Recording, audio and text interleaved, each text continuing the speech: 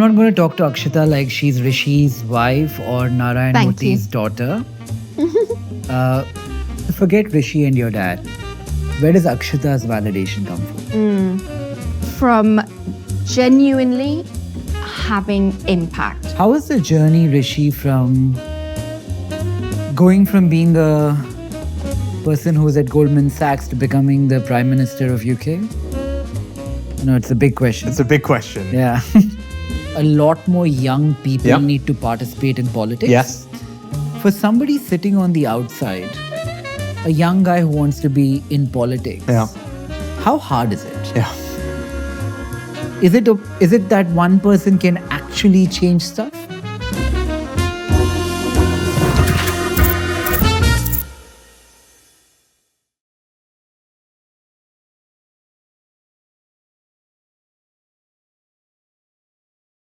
Tell me when we start, huh? You started? Sure? Okay. Sorry, I wouldn't mind it. Is it possible to get fresh lime soda? Yeah, of course. If that's doable, sweet. If that's Yeah. a go, Do you want salt in it as well? actually just sweet would be Just good. sweets. So I've been in Alibag the last few days. I just got back. Yeah. Just now. Which is, Which pardon my geography. is a 30-minute boat ride from Bombay. Oh, okay. Yeah. And that's like a hill station-ish, It's much like Bombay, but no people. right? And So like the Hamptons. it's not prettier than Bombay. It's Right. just emptier than Bombay. Emptier. So you go there for a little bit of. No, we have this thing we are running called Foundery, which is like a residential college for entrepreneurship, a 3-month course. Okay. So about 20 to 30 people get selected. Yeah. from- So each cohort is 20 to 30. yeah, yeah. Like the Y Combinator, I think. Yeah, very Yeah. much. They get $500,000. They Yeah. get to build the business while they live there in one house for Yes. 3 months. Yeah. And Oh, then so it's a mentorship very- and Yeah.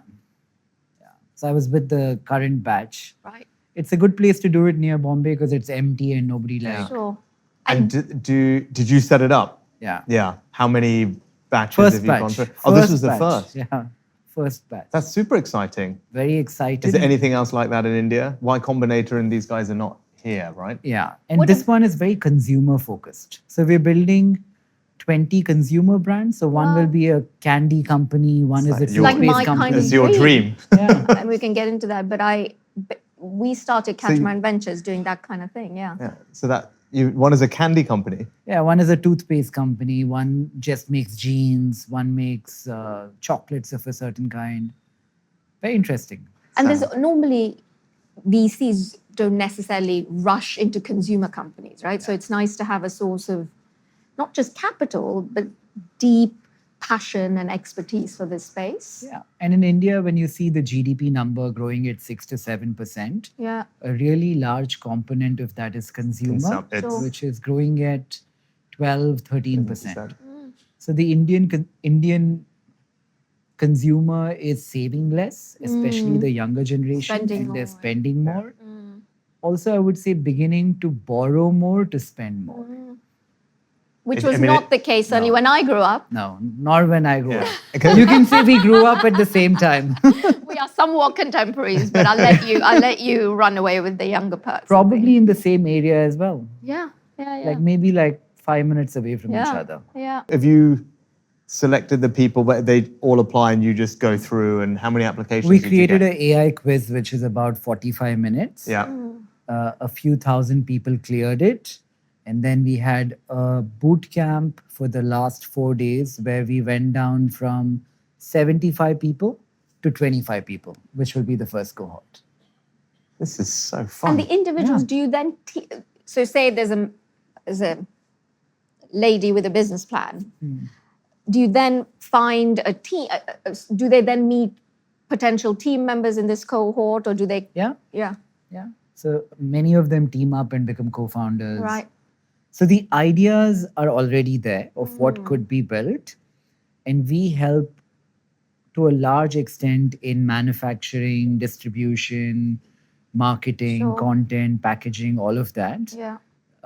So the idea is to really expedite the time to market and do it in the 3 months while they all live in one house. Yeah. Sounds great. Yeah. Fascinating. What's it called? It's called Foundry. Foundry. We'd love to have you guys. Oh, we would love to come. I mean, you that's would, like I would music. love I it. would You like would to love it. You would. pass I will out have in to. excitement. If you get her involved, Nikhil, I won't be able to get her back home. I mean, you've just described something that is probably her dream. Yeah. And Many of something our- that I've been thinking about myself. Kiran's going to be there for a few days. Yeah. I've Oh, convinced- so you bring in people to kind of Like, take interact. classes. Yeah. Yeah. Have you funded it? If you don't mind asking, you funded it yourself? Yeah. Yeah. Yeah. Fully, and Yeah. then you have. Is it a standard term sheet that Yeah, it's a fairly standard so term they all sheet. start Yeah. with that, and they're not. All 20 of them get about $500,000 beginning. Yeah. And then at the end of 3 months, they need more money. Then we open it up for whoever wants to Wants to participate. Yeah. come At that in, point, yeah. Yeah. And And when you have you have a right, but presumably an obligation to follow on if you Yeah. want. Yeah. Yeah. I think we both have so many questions because it's so exciting. That sounds But- great. So presumably you're investing like angel, right? Yeah. I mean, they're So the next step of funding, aside from you, in the consumer space in India, do you find there are sufficient folks who can kind of Yeah. put that Yeah. kind of There will money be. in? In India, yes, because of the rate of growth in in consumer, consumption. Yeah. which is the opposite of the Western world. in Exactly. a yeah. way. Yeah. Interesting. Like you would find it just as easy to get money for consumer as you would for tech in India. Amazing. Yeah. Wow. This sounds great. Yeah. Sounds really great. Yeah, it should be fun. And you can also film them like What's that. the- We are making it a show. Yes. Yeah, Yeah. like 7 Yes. episodes, Yes. What's the average age? 28. Oh, interesting. That's actually a bit Yeah. older than I would have thought. It's funny, we realized that we have some who are really young, who Yeah. are like 18 and 19, but we ended up picking a lot of people who were in their late 30s as well. Really? Okay. Just worked out that way. There was no plan going Yeah, in. no, you just saw who. Yeah. And we're making a TV show because Yes, that's we- my thing. we want to make them heroes before the product hits the market so people buy the product. And Nikhil, you and I know, growing up, who were the heroes of our time, right? Yeah. You had incredible cricket folks. Yeah. You had Your dad Bollywood, in Jayanagar. and my dad. How much but you know, beyond Jayanagar. but literally, I think one of the reasons my dad stood out was because he was a man with an idea and a vision and a business plan, really. And so you're saying, let's take that and make heroes out of these men and women. Yeah. How cool is that? Like, let's make business cool. I mean, business is cool now. Yeah. You know, I interviewed your dad a few years ago. Did you? Yeah. Oh, we did. I didn't see that. It's so many. It was not on camera. It was some I mean, event. exactly. I have so Some many things to event. say, but we're on camera, so I'm not going to say a lot of It was not on camera. It was like a conversation we were having for a Karnataka government thing. Okay. Yeah. I see your mom every time Kiran has a Correct. has, She's a, part has a of, good event or a bad event. she's part of the posse. Yeah. Yeah. The last time I met your mom, we were in a where were we? No, this was unfortunately when Kiran's Oh, yeah. husband had passed away. Yeah, And John. we were at the 2022. we were at the crematorium. And there was a poster of a god on the ceiling. So I was looking at it and she came up to me and she's like, Nikhil, do you know what that is? It was the god who's in charge Of death. of Yama. death. Yamaraj. No, he's a god of crematoriums. Oh, right. Who's in charge of Very some specific.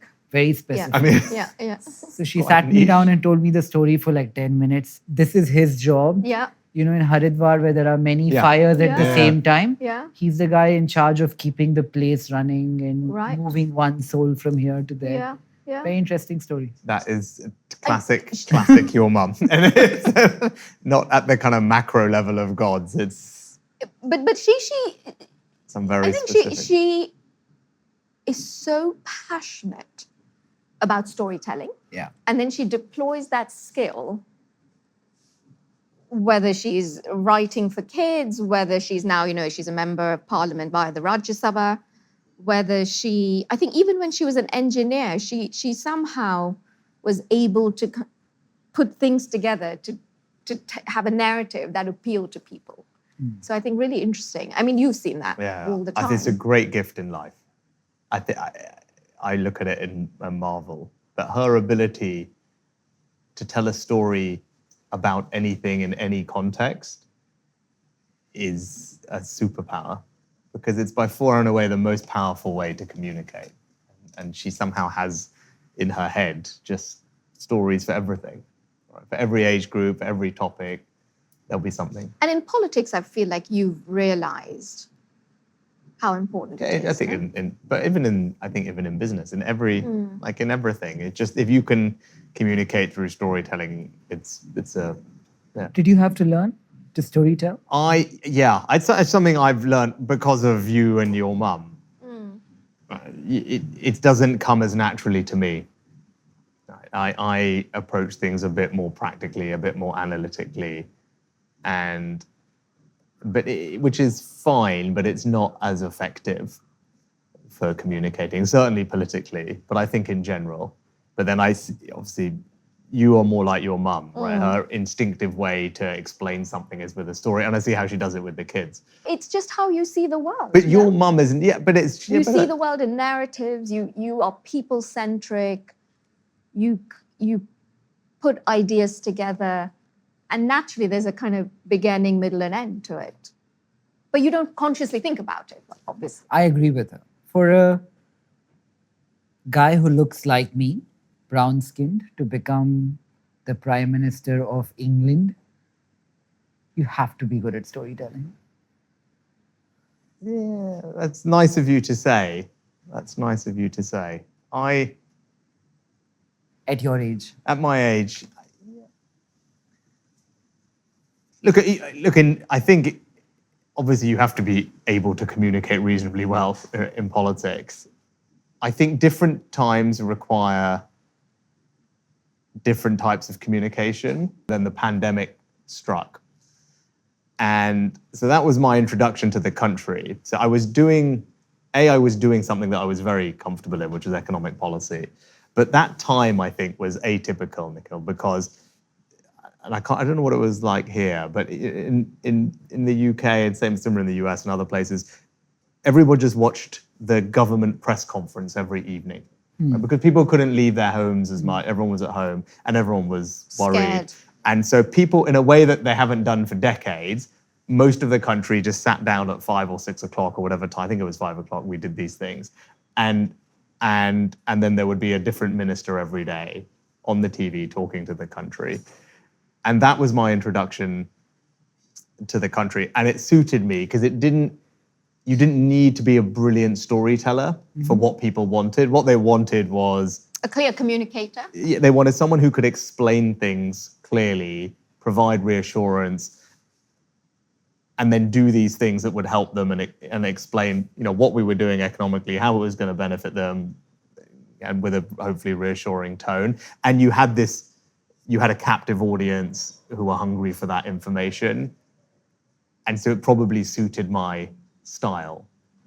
And then actually once politics gets back to normal, and no one is tuning in for half an hour with a slightly more sympathetic bias as they're listening to you, that's when actually, if you're able to communicate with storytelling, it would have served me better, actually.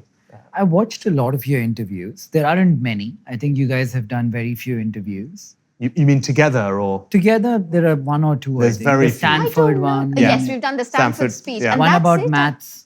And Yes, that's a newer thing for us Yeah. to do together as this charity. Yeah. Yeah. Yeah. And so you've seen a few of them. But I've never seen you speak about life truly, and not Yeah. in a manner that you are doing today. Yeah. Yeah. I hear about Akshata's parents a lot, never about yours. They're awesome. Yeah. In fact, I went through a period where I said to Rishi, I'm not sure if I want to marry you or not, but then I don't want to lose your parents. So the best way is to They certainly spend more time. My parents spend more time talking to you than they do to me. but they're genuinely amazing. I'll give my 2 cents because I obviously didn't grow up with them. And you were saying, Rishi, for someone who looks like me, you became PM. I would say so much of that is down to them, because they raised, all three of you, by the way, with incredible values. And you should talk about what those values are, but incredible values. And they're the living embodiment of those values. And And so I feel very lucky that my children, on the one hand, of course, I'm so proud of my parents and everything that they stand for, not achieve, but what they stand for, Nikhil. That's really important. But they have another set of grandparents. And I got to know a lot more about your parents' kind of journey when I think there was that book that came out on you by Michael Ashcroft. I can't remember the name, when you were Chancellor. And so Rishi didn't have time, so I was doing some of the digging into their journeys. And it's incredible.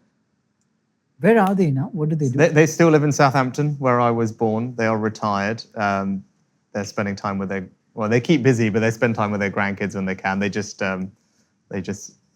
Our two girls actually were in Bangalore this week with Akshata's mum and dad for half term, and then they just got back. But my parents came to surprise them at the airport, so they've been having a nice time, the four of them, over the weekend. No, so they still live in the town where I was born and grew up. My dad was a GP, family doctor. My mum was a pharmacist. And I've spoken about this, and they were very much my inspiration for wanting to go into politics. You might think that's a bit odd, given that they're medical, but I worked for them. And I worked mainly for my mum in the shop in the back. And so I'd be making up all the medicines and doing the cleaning accounts, things. I do all the accounts as well and the bookkeeping, and that got me into business side of things. And then I would deliver the medicines. So I'd be on my bike, and then in the evenings you'd go around, and then I'd drop them off for the patients that couldn't come in and pick them up. And then later I learned to drive. I did it that way. But I was really struck, because they've been doing the same thing in the same place 30 years, and the surgery and the pharmacy were nearby each other. So they had lots of similar patients overlapping. And I was struck because you'd go to the door and you'd hand the thing, and they'd said, "Oh, are you Mrs. Sunak's son? Or are you Dr. Sunak's son?" And I'd say yes. And then they would proceed to tell me some lovely story about my mum and dad. They'd say, "Oh," and it would invariably be something that either or both of them had done for them or their parents or their grandparents or their kids. And you just got this repeatedly, and the same thing would happen if we were out at the weekend or shopping. And I came to realize that it was possible for just one person or two people as individuals to have this quite strong impact in their community in a way that you could touch so many people's lives and make a difference to them. And I thought that was inspiring. And so that was my motivation for becoming a politician, because in the UK, our districts, our constituencies are small, right, and it's very retail, right? So you are, even when you're Prime Minister, you're still doing that. You're conducting, they're called surgeries. You have a surgery as an MP, people come and see you, their problems, you help them, and you're out embedded in your local community. And I get a lot of fulfillment from that. And actually one of the things, having left Downing Street, that I get to do more of is that aspect of the job, having stayed as an MP. That's in North Yorkshire. That's why our home is in North. So I Googled it. It looks really pretty. It's very pretty. It's very green. You must come and visit. Very green. Yeah, you'd like it. Yeah. Actually, Kiran also, sadly, John passed away, but that was on their list, because it's, depending on which train you take, it's on the way up to Scotland. Right. Yeah. It's a fiercely independent people in Yorkshire, and but it's stunning rural England. I represent more sheep than people, so I've become very familiar with all things farming related. And there's 2 national parks, and it's beautiful. But yeah, so that's the thing I got from them, was just through working with them and seeing how they made a difference. That was my inspiration. Because obviously I disappointed them by not becoming a doctor, but I think you did fine. I did. It's okay. It's okay. There's always time now. It worked out okay. It worked out okay. Yeah, but it was a definite adjustment for them. Yeah. Yeah. Well, because I was studying economics and philosophy, and they didn't. And they're like, we understand science. Yeah, we understand law. They just because they thought I might become a lawyer, so they understood that. Even in those days, they were kind of like, what degree, what subject you're studying, what degree does that mean, what job does that mean, right? It was, and I had to explain, it's okay, it's a good degree, it's good A-levels, I'll be able to get a job, and it would be fine. But the other thing with them, and that's actually in spite of the superficial differences between our families, the thing that united them was, for my parents, it was all about education. Right. Right. So for them, they worked and they worked and they worked and they did extra jobs and everything else, and they worked 7 days a week. And all of that was so that we could go to great schools. Because their view was that they just threw everything into that, sacrificed everything for Which that. is actually a very Indian thing, no? It's a very Indian thing. Exactly that. It's a very Indian thing. I mean, my parents did exactly that, right? And I think the Indian community as a whole, we value education As the passport, as the a way kind of for a better passport life. to a better life, right? But I was really lucky because I went to great schools as a result of that. And I had help along the way, as did my brother and sister. But it was, that was kind of drilled into us that this is important. Do you think it still works though? If you were to argue that the Indian education system, which is very marks dependent and rank dependent, is teaching us to be conformist in a world that is no longer rewarding conformity? So first of all, I mean, Go on, you go. I can imagine we'll have. I studied in India till I was 18. The truth is, Nikhil, at 16, both my parents are engineers. Even in 96, I knew at 16, I knew that they were special and amazing, and I thought a lot of it was down to them being engineers, right? It's far from the point, but I knew I didn't want to be an engineer, and so then, well, what are my options? I didn't want to be a doctor. And so I knew I wanted to read and write and storytell, and I loved history, but I also loved the social sciences, economics. And so I ended up going to the US, and I have a liberal arts degree. But I think the Indian education system, from when I know it, it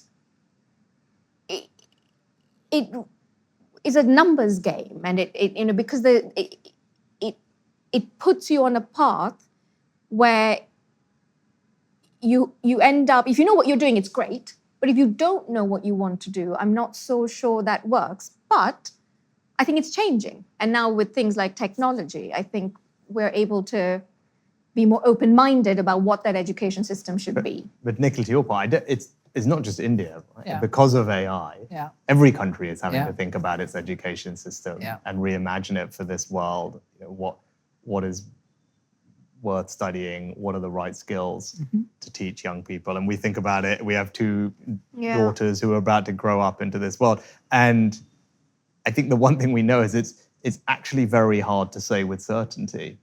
And I'm lucky to spend time with the people developing this technology, people thinking about it. I think there's just an incredible amount of uncertainty about exactly how this is all going to work out. Would you send your daughters to an engineering college today? I think, would I send them to an engineering? I mean, look, they're so it's young. If that's that's what they were their passionate passion. about. And look, I'm not as familiar with Indian education system versus UK or US. And that's the point I was trying to make, Nikhil. Like, I thought if you're a fairly good student, you had to be a doctor or an engineer. A doctor or an engineer, and I didn't want to be either of those, right? But we're not quite at they're not old enough yet where I'm sitting there going, if they were engineers, well, should they do more electrical engineering because hardware is more important than computer science or something. I'm not at that level with them, and neither of us are. But I think some things that are starting to become clearer about this AI world is you can almost break down. I think about it. You can break down most jobs into a set of tasks, right? Like all of our jobs are a set of tasks, and we've talked about this, right? And there's bits that AI is clearly going to be very good at. And then there's bits that it probably won't be. And you just need to make sure that your education is not so narrow that it gives you the breadth, these horizontal skills. And it's things like critical thinking. It's kind of knowing what question to ask the model. The model will always have more knowledge than you, but you need to know how to get the best out of it. And that comes from critical thinking, reasoning, judgment, being able to evaluate the answer that comes back and then go back. That is a set of skill. I mean, liberal arts education in the US is one that focuses on that type of horizontal thinking. So that to me, I think is that as our kids are thinking, whether it's engineering or economics or whatever, having some To have the breadth, that yeah. allows you to do that. Because just developing not deep knowledge about one thing, which you do need in life, I'm a big believer, you need to become a subject expert and go deep. But from a skills capability, you just need to have that breadth. And I think the other thing is, and actually this is when we were at Stanford together, we had this, remember, I made in hindsight made a mistake, right? And you told me this at the time. Yeah. About, when we were doing all the class selection. Yes. Right. And I at that age, you're in your 20s, I was drawn more to the harder things that I enjoyed, and I was investing, extra finance, that type of thing, right? And I liked those classes, and I thought they were going to be very relevant to me. And you were right? And you were pushing me, and you did more of the things like interpersonal dynamics, organizational behavior, understanding culture, humans and, people, and behavior, right? and understanding people. Skills and people-centric focus, essentially. So I think Stanford's great because they don't allow you to major as such. Like you don't do a finance MBA or a marketing. And so you invariably have to take a broad mix. But I think we came, because of our relationship, we were able to get each other to try the other thing, right? And if I look back, I mean, you were right on that. And the thing is, at that age, I think you probably undervalue how important those things are. And then the thing is, if you want to end up in life in a leadership position, then those things are more valuable, right? Actually, you will always be able to learn how to do the finance and the accounting, and maybe there's ways to do it, and actually the AI will be able to do it for you. But figuring, why something didn't work is because of the people aspect of it. Is how you set up the team. Why is that person not motivated? What's the culture? Right? What's your approach to risk? It won't be because of like someone didn't get the DCF right? Like, or whatever it is. And so same now. Yeah, and that's why with our kids, again, when they're thinking about all those things, it's where do you, whether it's at undergrad, grad, or in life, where do you pick up that set of skills? And actually, educational institutions are the right place to do it. And I remember you made this point to me because I wasn't British and reserved, and you were more comfortable being vulnerable. Risk-taking. Yeah, but you were more comfortable being emotionally vulnerable with other people, and that is the place to do it. Because if you're trying to understand, well, how do you give feedback, which is a critical, if you're trying to build a team, run a team in any context, like being able to give feedback and manage people is so critical. And actually trying to figure that out in a low risk trusted environment at, say, business school is much better than trying to figure it out on the job, right? When you're 40 and running. That's what you're doing with the Foundery in a way, right? You're saying, guys and gals, come together and build something you're passionate about, but do that in this intense way. And frankly, it is more low risk than if they had to go out in the real world and do it themselves. Because I think everything comes down to people in the end, right?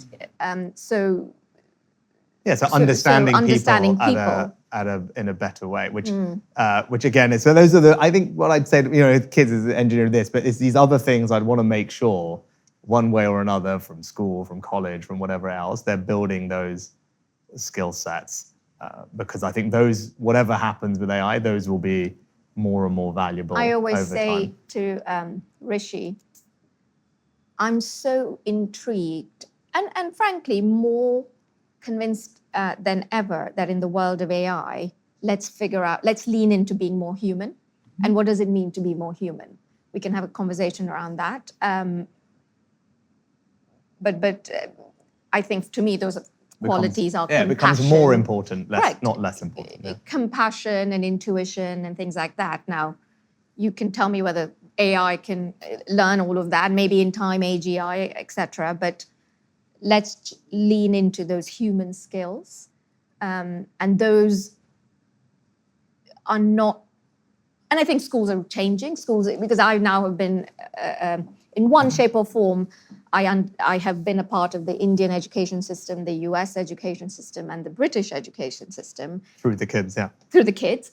And, in all of these places I see it is changing, Nikhil. It's not like when I was growing up, right? But I mean, But is it changing fast enough? That's a question. I think that is the key, right? And I think because it's same with you. Like we're closer to the technology development, like so we see what's happening there, and the government always moves slower than that, even at the best of times. And changing whole systems like an education system takes time. But my general, and I was saying this, last week at the AI summit, right? That what political leaders can't afford to do is treat AI like tomorrow's problem.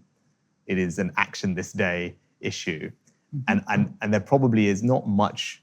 I mean, I don't think you see a huge amount of debate and discussion about changing the education system. Which so in a way, we're saying being a generalist is better than being an expert? Yeah, I mean, so interesting. Because I would think that you would say, no, you need to build deep skills in a couple of things. I think this is, yeah. So, well, we might not say the same thing. I don't know. I would use a different word for generalist. Yeah. I'd say breadth. I think these set of they're horizontal skills. You need those, which are not domain specific, right? The critical reasoning, thinking, judgment, all those human-centric skills that we just talked about: empathy, feedback, dispute regulation. Exactly. Dispute negotiation. All those human-centric skills, and a set of cognitive but horizontal cognitive skills like critical reasoning. So that's where you need what I call horizontal skills, which aren't domain specific. But I don't think it's old-fashioned, but I still think if you want to do something well, you have to have deep knowledge, master it. And you want to do something well, you stand up, you need to commit time and effort to being someone who stands out on it. Now, look, that is easier now. Well, sorry, what's easier now is for many more people to reach a high knowledge level because of AI, right? So it's harder to stand out for that, but you can't not have that. That's my view. Now, that might be a bit of an old-fashioned view, but I tend to think if you're talking to someone who's pitching you for one of your companies, right, and in this Foundery, and they'd say, okay, they've got an idea for a confectionery business. If they don't know the confectionery market in India inside out, I think it would be, I don't know. I would find that odd, right? I would expect them to know more about the confectionery market than anyone else that I speak to. And my thing is, you only build deep knowledge in something, I think, if you're passionate about it. And so when I think of that in the context of entrepreneurship, take the confectionery business, this person probably, for a number of reasons, deeply cares about that space. And that's when innovation happens, I think, right? So deep knowledge combined with passion, combined with this breadth of skills that we've talked about, is I think, incredibly interesting. But to your point, and this is on college, right? So if one of our kids was doing a degree, or they're choosing a degree, and whatever it is, engineering, English, economics, if all they did for the 3-4 years was just study that subject without building those broad capabilities, then that would be, I think, a problem. Right? They would not be set up to succeed in this world. Now, you can build those capabilities through the subject. You can do it as a standalone class. But if all you did is just study the pure subject, and you're the expert on this industrial economics over here and that macroeconomics over there, and Dario talking about Cournot equilibriums took me back to my industrial economics classes. It's like that is not sufficient. Like that is absolutely not sufficient if you haven't left at the same time with that. I think that other comes back to horizontal. what makes you us more human. Are you guys like this at home? Are we? What does like this mean? What is the this? Again, because we're on camera. What's the this? Having interesting conversations? Having interesting conversations, you mean? You finish each other's lines off. Oh. I think we are. I really do. But underneath, you don't agree. Not No, always. we've. Not always. Oh, yeah. Well, Good way to put it. So I think our destination is always the same. Which is? So Depends on the situation. yes, like but we end up arriving at the same decision, say. for the most For the most part, or at least in all the big stuff, no? Yeah. But I think our journeys, We don't start, and we don't often start, I think we probably rarely start from the same place. I was just going to say our approaches are quite different. Yeah, exactly. Right? So, for example, if there's something to do with our children, we'll kind of know how we know, in fact, what the answer is. Or we know what we're solving for. What we're solving for, that's right. But then I will do it come at it, the way you will come at it and the way I will come at it. Exact approach. Will be, approach or our starting point will be different. How is it different? You go and then I'll go. I will probably come at it from a more analytical, more practical, process-oriented, structured. That's even in this interview, he's giving me the evil eye when I'm like a bit all over the place, and he's like, "No, that wasn't the question." I didn't catch it. No, I know the evil eye. Can you show us? No, A subtle evil eye. I didn't think I was doing that. Only mine. And then you will come at it. And I will come at it with heart, with passion, like quite risk-taking. And more intuitive. And heart, intuitive, And less structured. And much less structured. And less practical. Yeah, and I will be... So, although we're solving for the same thing, what's best for our kid or what should we do in X or whatever it is. I mean, let's talk about something, right? Like going into politics. Rishi, you didn't grow up thinking you would want to go into politics. But when he first talked to me about it, I'm like, great, you can make a real impact and solve all these challenges. And Rishi just has a more structured approach to that. And I thought that was really... Yeah. But on all those things, anyway, we talk about. So we talk. When your point is, so we talk a lot, and then then it will probably at some point, we're better at now. What are you saying? It'll erupt. No, the hand gesture. No, it might do a bit of that, right? If it's particularly big thing and we've come at it differently, then there'll be a bit of that. Go away. Then we'll come back at it and as you say, on all the big things, we have the same. And we end up being very happy, I think, having been through the process. And we have enough trust now. I mean, how long we've been married, right? 50, 60, whatever years. We have enough trust that the process is, even if it's a bit fraught during, we trust the process, right? We trust the process, and we trust each other. So I think we know that the other person genuinely believes in the same things. Which are? So to me, when I say that, I think values, right?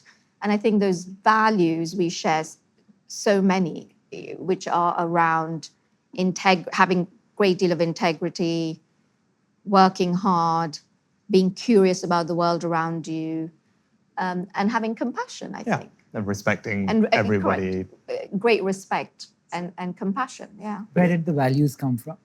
I think from our parents. Yeah.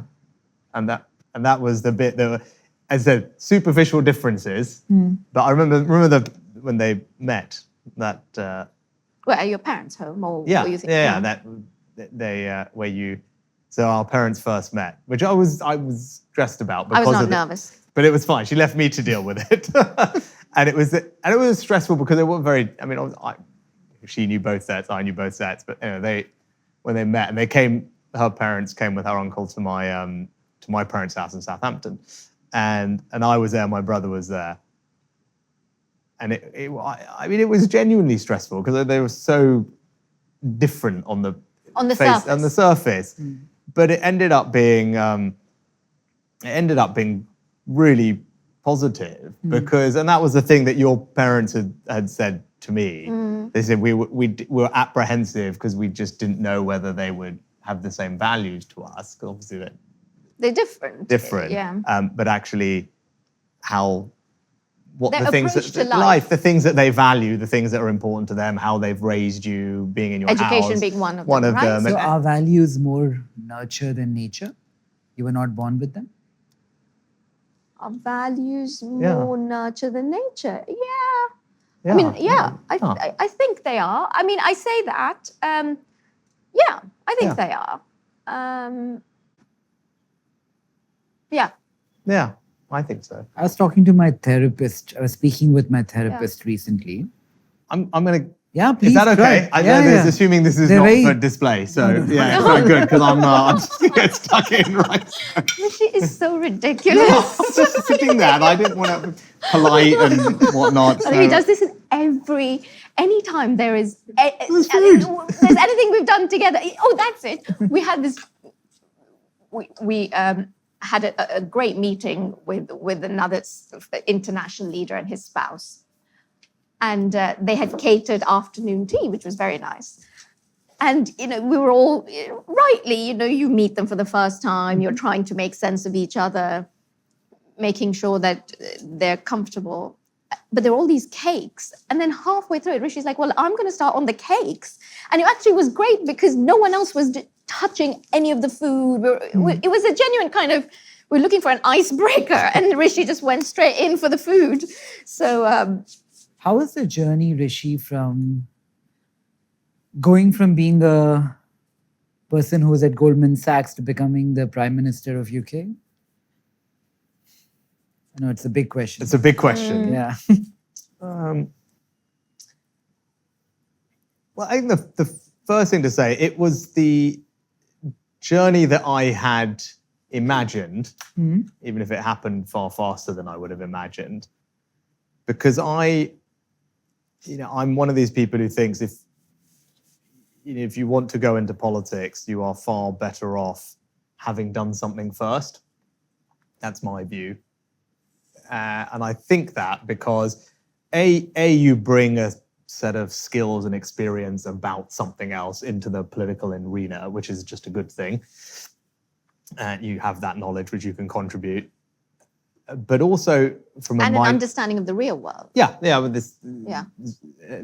I think. Oh, actually, you're saying what I think I'm about to say, which is. Oh, sorry. No. I think it's the same thing. Completing each other's sentences. No, which is it's a slightly different mindset to how you approach things. Because if you've spent your entire life in politics, you tend to see everything with a political lens. You see the politics in every situation or every problem. Whereas if you've done something else first and you've just had a normal experience in business, teaching, medicine, whatever it is, armed forces, you come into politics, you don't see the life through a political prism. And I think that is better. So for those reasons, I think doing something else first is the right way to do it. Certainly that's what I wanted to do. So in that sense, the career path was one that I had broadly thought about. Obviously, it happened a lot quicker. And I think the other thing which was important to me, which we talked about a lot at Stanford, was financial independence and financial security was important to me as a precondition to going into politics public afford service. that? Sorry? Politics gives you financial security as well, right? I mean, why do you say that? Aren't British politicians paid well? They are paid well by average wage standards. So there's a body that sets politicians' wages relative to a set of professional classes. So if you look at what the average person in the UK earns, politicians are paid considerably more than that. But for the financial security that I wanted, right? Everyone has their own view. Yeah, right, no, I hear you. Yeah. For somebody who financial went to security. Stanford, and Yeah. probably not from that benchmark. Yeah, so there was a degree of financial security that I wanted, which was not just to be able to live my life, but to make but sure I- my family were okay, that our kids would be able to have flexibility, that the person that I met would be able to have flexibility. Obviously, I met Akshata, but so I kind of came into it wanting to be able to give my kids, To my provide, family, yeah. the choice actually to not have to maybe do what I did. I mean, I was lucky. I liked something. I was passionate about something, to your point. I happened to be passionate about something which is also well rewarded financially. But it was very important to me to have that financial independence. Bringing this other set of experience and skills into politics and government was important. So in that sense, the journey happened, as I would have wanted it to. I think what was different about it was the speed, Right. the speed in which it happened, which if I look back and I kind of think, what do I think differently about the world now than I used to at the start of that journey? I used to think I used to think speed was. Thank you. Yeah. I used to think speed was the most important thing, and I've come to appreciate that patience is almost a bigger competitive advantage. And I think when you're that age, Nikhil, I'm sure you'll resonate I am with. that age. Sorry? No, now I will say you're not. But I think when you're in your 20s and I think you're constantly thinking about, I've got to get to this point, The at next this step. point, the next thing, and the list, 30 under 30, young rising stars, 40 under 40 list, and you are focused on getting to the next thing. And if I don't do this by this point, then the window is gone. And I was very Then much I'm like not going that. to be And so successful. I'm not going to be successful. And I think that given, and it might be a strange thing for someone who's had my career path to say, right? You end up being youngest prime minister in 200 years. And in one sense, that's incredible. But in another sense, as I say, patience is its own competitive advantage because, there is some times when actually it's worse to arrive too early than it is to arrive too late to something. And it's very much not the view of kind of people entrepreneurs building companies, but certainly from my experience, there's some things that you reach the position, but you then want to be able to be at your best when you have that position or that role, whatever it might be. Can And I also sometimes look that at- comes with experience and making sure that you have the experience and the judgment to make good decisions when you're in that role. Right. Is it also rate of growth that keeps you happy? For me, yes. So now what happens after having... After you've done this thing. Yeah. So, We've had lots of talks about this. incredibly interesting discussions. I think probably the slightly discomforting thing for me, which actually has helped me get more comfortable with, is for the first time in my life, I don't know what the next thing. the What next to thing work is. towards, I'm not right? Like working what towards specific a thing to specific work. thing. Right. Will the high ever be the same if... I mean, you were at the pinnacle of validation and importance in society. I don't think any amount of money will get you there. So what is the high that makes you feel like relatively higher than the previous high? So go on. So for me, and I think the same for you, or you're seeing that more now, having this somewhat of a blank canvas is exciting Yeah. because I love trying out different things. I love, we were talking earlier about risk taking, etc. Not taking risk for the sake of a risk, but having a blank canvas, or some people might say starting over again, right? That's quite exciting because also we have had, both of us, what feels like, because we've been together for now 20 years, these incredibly meaningful, just incredible experiences. So we have a blank canvas, but I would like to think we have wisdom with it, and we're lucky. We are able to do things that interest us, that fuel our passions. So I would say that's the first thing. I don't know if that's a high or not, but it's exciting to have that blank canvas. And we're starting to lay color on it in our own way, in ways that are deeply meaningful to us. So not just doing it to tick a box, right? Not doing it because we have to get to the next milestone. We don't even know what the next milestone is. It's liberating. Yeah, I think that's it. It is in a way liberating. So I'm 45. We're 45. We're 45. God willing, I've got more. We've got more working years ahead of us than I've got behind us. Right. And that, when you think of it like that, I can't live day to day thinking that the most important thing I've done Has already happened and, Yeah. and nothing else I do in life will give me the same fulfillment or purpose. High is the word you use. I don't believe that, and it would be a hard way to live if you did. And the liberating thing is, actually said, if there's someone who's always been on this, track, and it's like, okay, I need to get into this university, and then that degree, and then that internship, and that job, and that MP, or that business school, and that MP, and then this get into the cabinet, and that job, etc. This blank canvas thing is always entrepreneurial. Right, and there's that better than most, right? There's a fulfillment that comes from building something with starting with a blank canvas, as Akshata said. So that's what we're now doing, and as you said, it's exciting because you get to start this second half of your professional life with all these incredible experiences and skills that you've built up.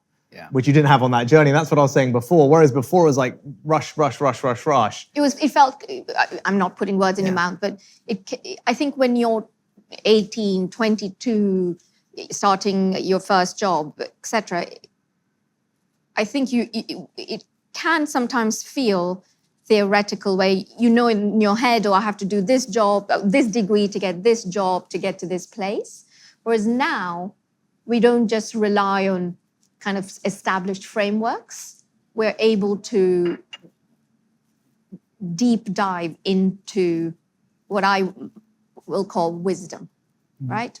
We are able to build on those incredible frameworks which are given to you by education, your values, your career experiences, your professional experiences, but also just having had the vast range of meaningful experiences, and you're only 45. And learning, and you learn from them, And right? you learn All the from it, failures yeah. you've had, all the things that you've got wrong and reflected on, and the things that you've got right, and understanding what you're good at and why you get them right. I have to believe that I've roughly, worked 20-something years, will have 20-something years left to work.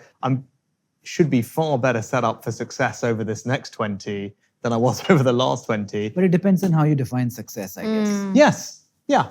But if you're defining success by one particular job or position, then maybe. But I don't think either of us think about success like that. So that maybe is. This is very personal to me. A lot of people, like last night, a bunch of kids were asking me, why don't you become a politician? Yeah.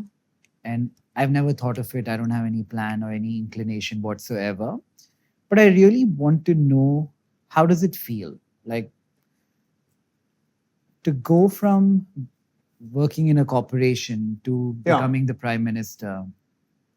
How does the attention feel? How does the criticism feel? Yeah. How does the So, responsibility feel? Responsibility, yeah. So, for someone who's entering into politics, I get asked a similar question.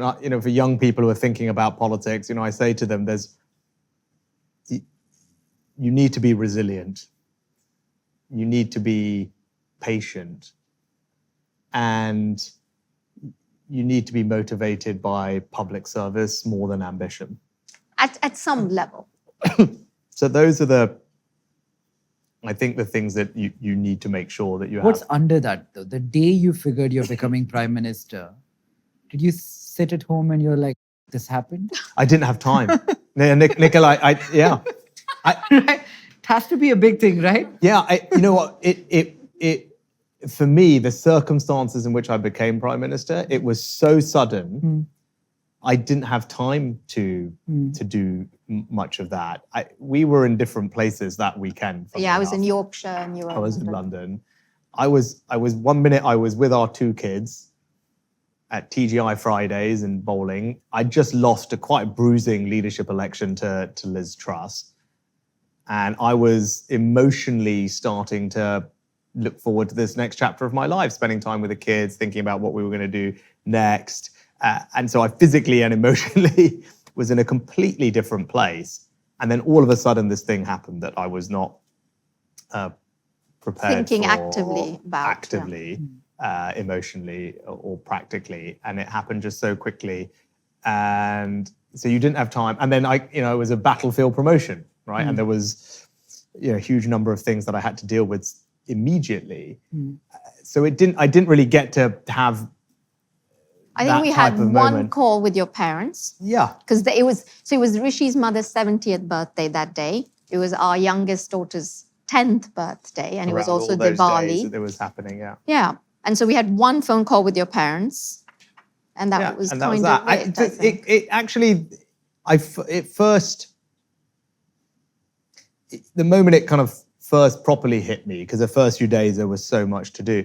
It was, I forget whether it was 5 days, 4 days, a week later, because I became Prime Minister around Diwali. And so there was a Downing Street Diwali reception a few days after I became Prime Minister. And it was at that moment, I was doing that. And obviously, in particular, the significance of being first British Asian, first Hindu Prime Minister of the UK, it being Diwali, everyone there was very aware of that and obviously expressing how much it meant to them. And that's the moment where it kind of did hit me for a second, that aspect of it. Was obviously, it was very nice. Yeah. But to your point, it was also an extra responsibility, I felt, in a positive way. You obviously have a responsibility to do a good job in general. But, I wanted to also make sure I did an extra good job because I was the first of representing a lot of hopes and dreams of a community that I wanted to make sure that I could make them proud as well. It's also crazy because the British ruled India up until 1947. And, in a world where we still speak about things like racism, is there a line like, while you speak to me, and I watched a bunch of interviews, almost everything I think you guys have done in the recent past, but you're very Indian in a way where you took oath on the Gita, you have Diwali parties, you speak about her parents a lot. Is there a line where you could become too Indian in a way that while you're actively in politics in England, it could become a problem? It never did. Well, whether it was going to or not, for me, it was non-negotiable. And I wasn't going to change who I was to make that work. So even if someone had come to me and said, you need to be a bit less Indian or, not talk about this or do that, I just wouldn't have. We talked about it. I made that commitment to myself. I wasn't going to change who I was for that. To get ahead in this. Yeah. And I was comfortable with it. If it was going to be a problem, then it was, so be it, right? Like it was never, that was how I was raised, right? That's who I am. I wasn't going to run away from it just because I had that job. And I also think,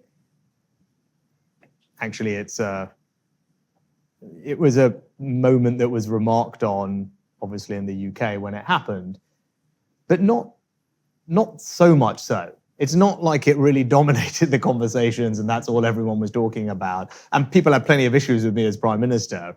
That was not really the reason that, if someone was going to be upset with me, it wasn't going to be. But why not? Why didn't it become a bigger deal? But I think it's probably because of the country, right? And how it's, could never happen in the US, for example. But wait, they had a every country has a different, but it was a big deal when it happened, more so than it probably was with me. And I think all countries have their own relationship with these types of topics, and the UK has come a long way, and that's why I think it's a good thing that it wasn't a big deal. It was a kind of, okay, and then we move on, and they'll be upset with me about this or that, but they're not because I didn't like what you said here or what you did there, and but that's not because you let a Diwali diya outside the door, even like lighting the diyas outside Downing Street temple last weekend or something. I know how it felt so meaningful to us. It was so meaningful to our communities.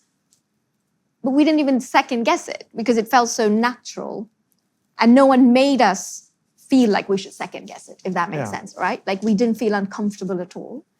And I think that's the beauty of the UK is your ability to And genuinely believe in what you do. It was a very nice moment because when you become prime minister, you have to go see the monarch who was the king who recently become king, and he informally invites you to form a government. Right, that's how the process works.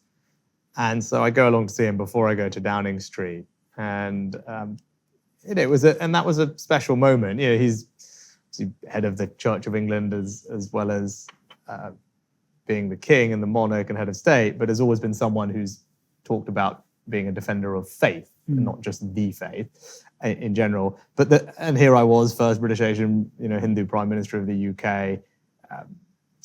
But the nice thing was, we had tea in the tea in the afternoon. But because it was Diwali, and he's someone who's always been very engaged and supportive of the British Asian community in the UK, and there were Diwali mithai, so it was not like kind of tea and scones, tea and mithai that he'd organised, which was a really lovely, kind of relatively unremarked moment. And to me, I thought that was a. How are they? How are the monarchy? Well, we have this. I've met them a few times. I'm in that British Asian Trust, and Yes. I also have a colleague of mine who used to be the ex-chief of staff for Prince Charles, King Charles. King Charles. Yeah, so I've met him a few times, but in the very shake hand, hi, how are you, that kind of way. But how are they? I think they're wonderfully warm people. Yes. Yeah. I mean, look, as Prime Minister, you see the King or previously Queen every week for what's called an audience.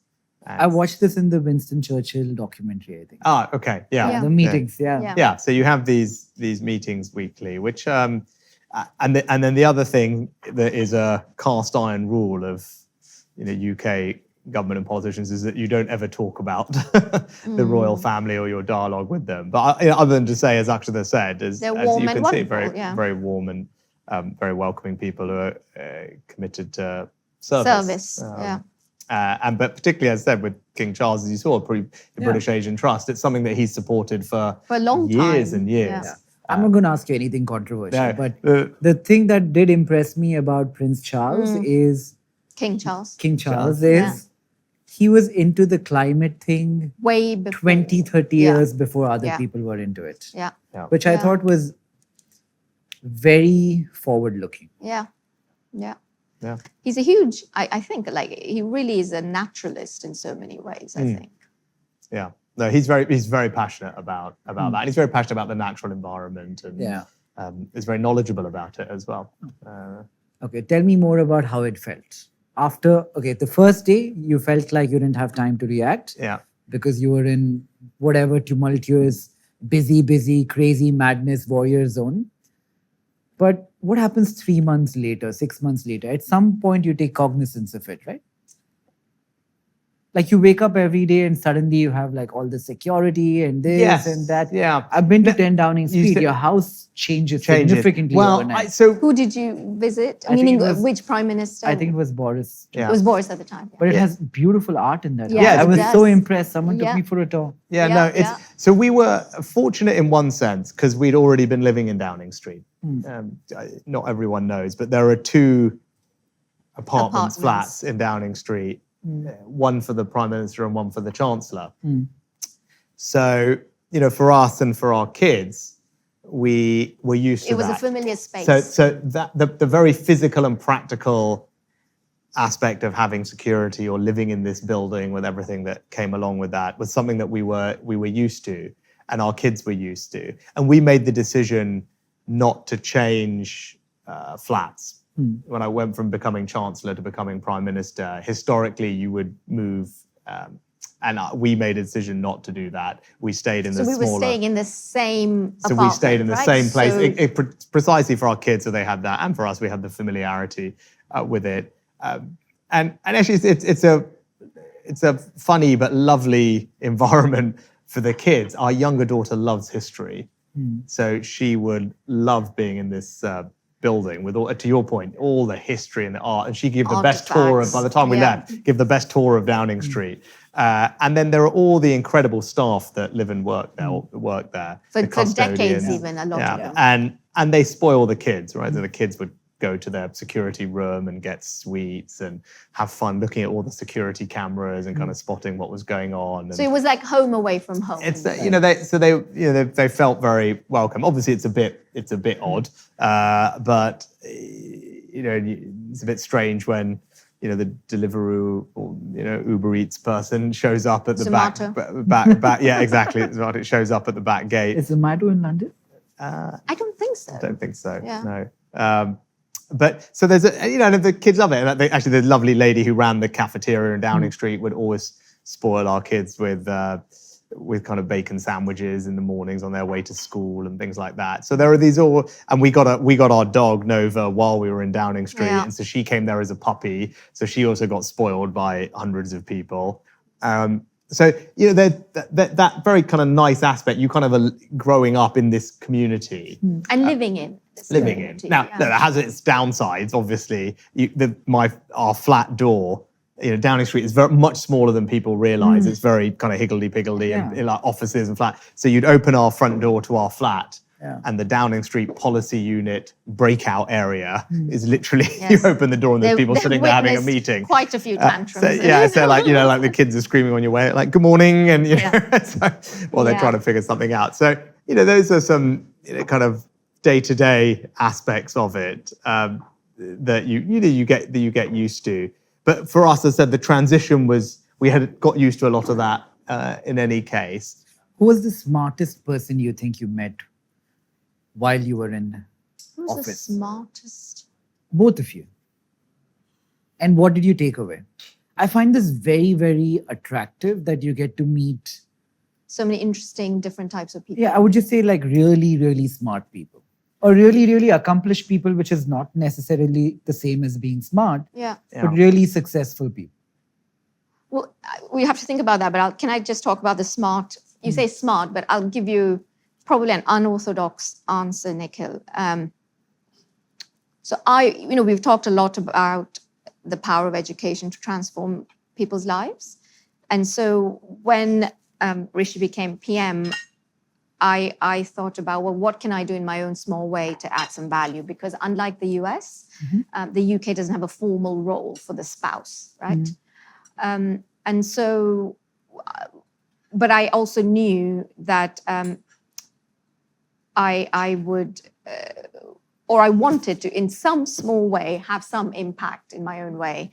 And so I started this program called Lessons at 10. So every Friday, we got kids in from across the country to come in and be inspired. I mean, the theme was be inspired by the building, be inspired by leadership, be inspired to dream.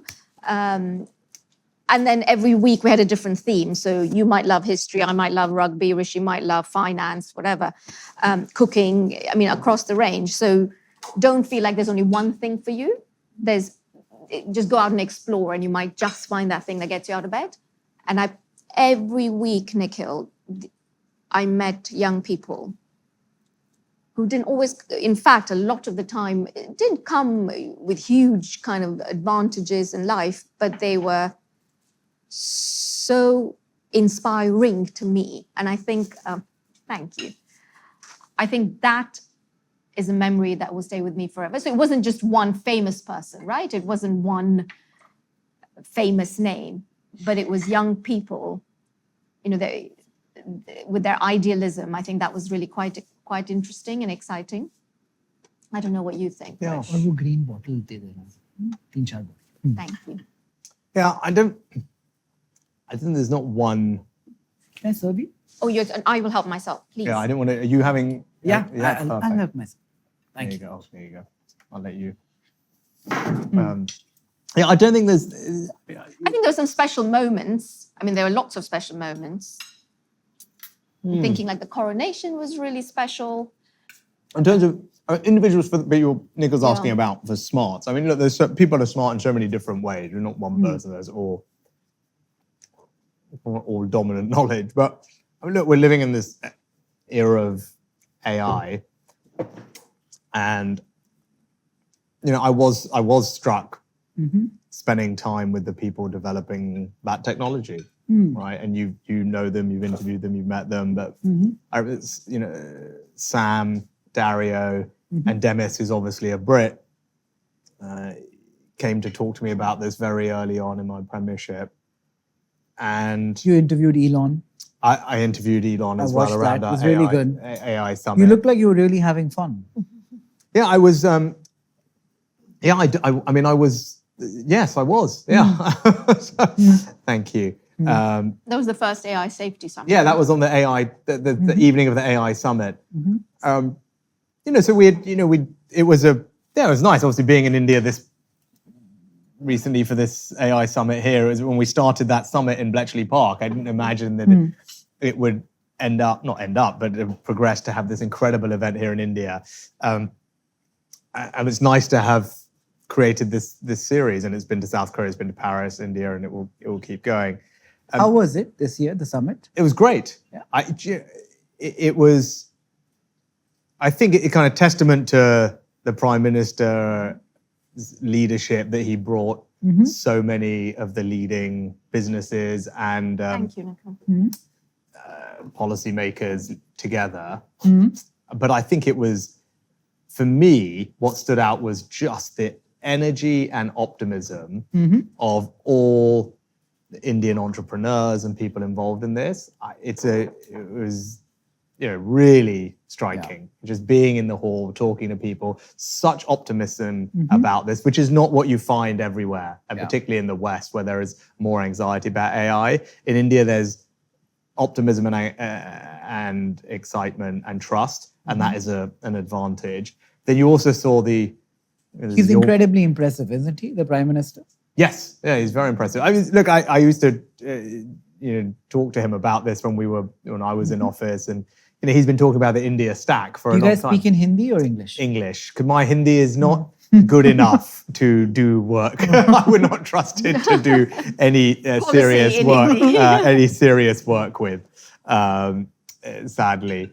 But he's someone who's understood the importance of technology, the importance of the tech stack. And those who see the announcement from Sarvam, which was superb. I mean, DPI, the Aadhar and UPI, and now these the Ayushman Bharat health accounts. You put all that together, the ability to deploy AI applications to over 1 billion people is again distinctive advantage for India. So all the ingredients are there. Do you believe sovereign AI has a use case?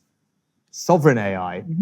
Like what Sarvam was trying to build? Yeah, so my approach to sovereignty and AI is, and I've been thinking about this a lot, I think, and sovereignty and technology in general is, my advice to political leaders, or what I would do if I was in office, is I think you need to do 3 things.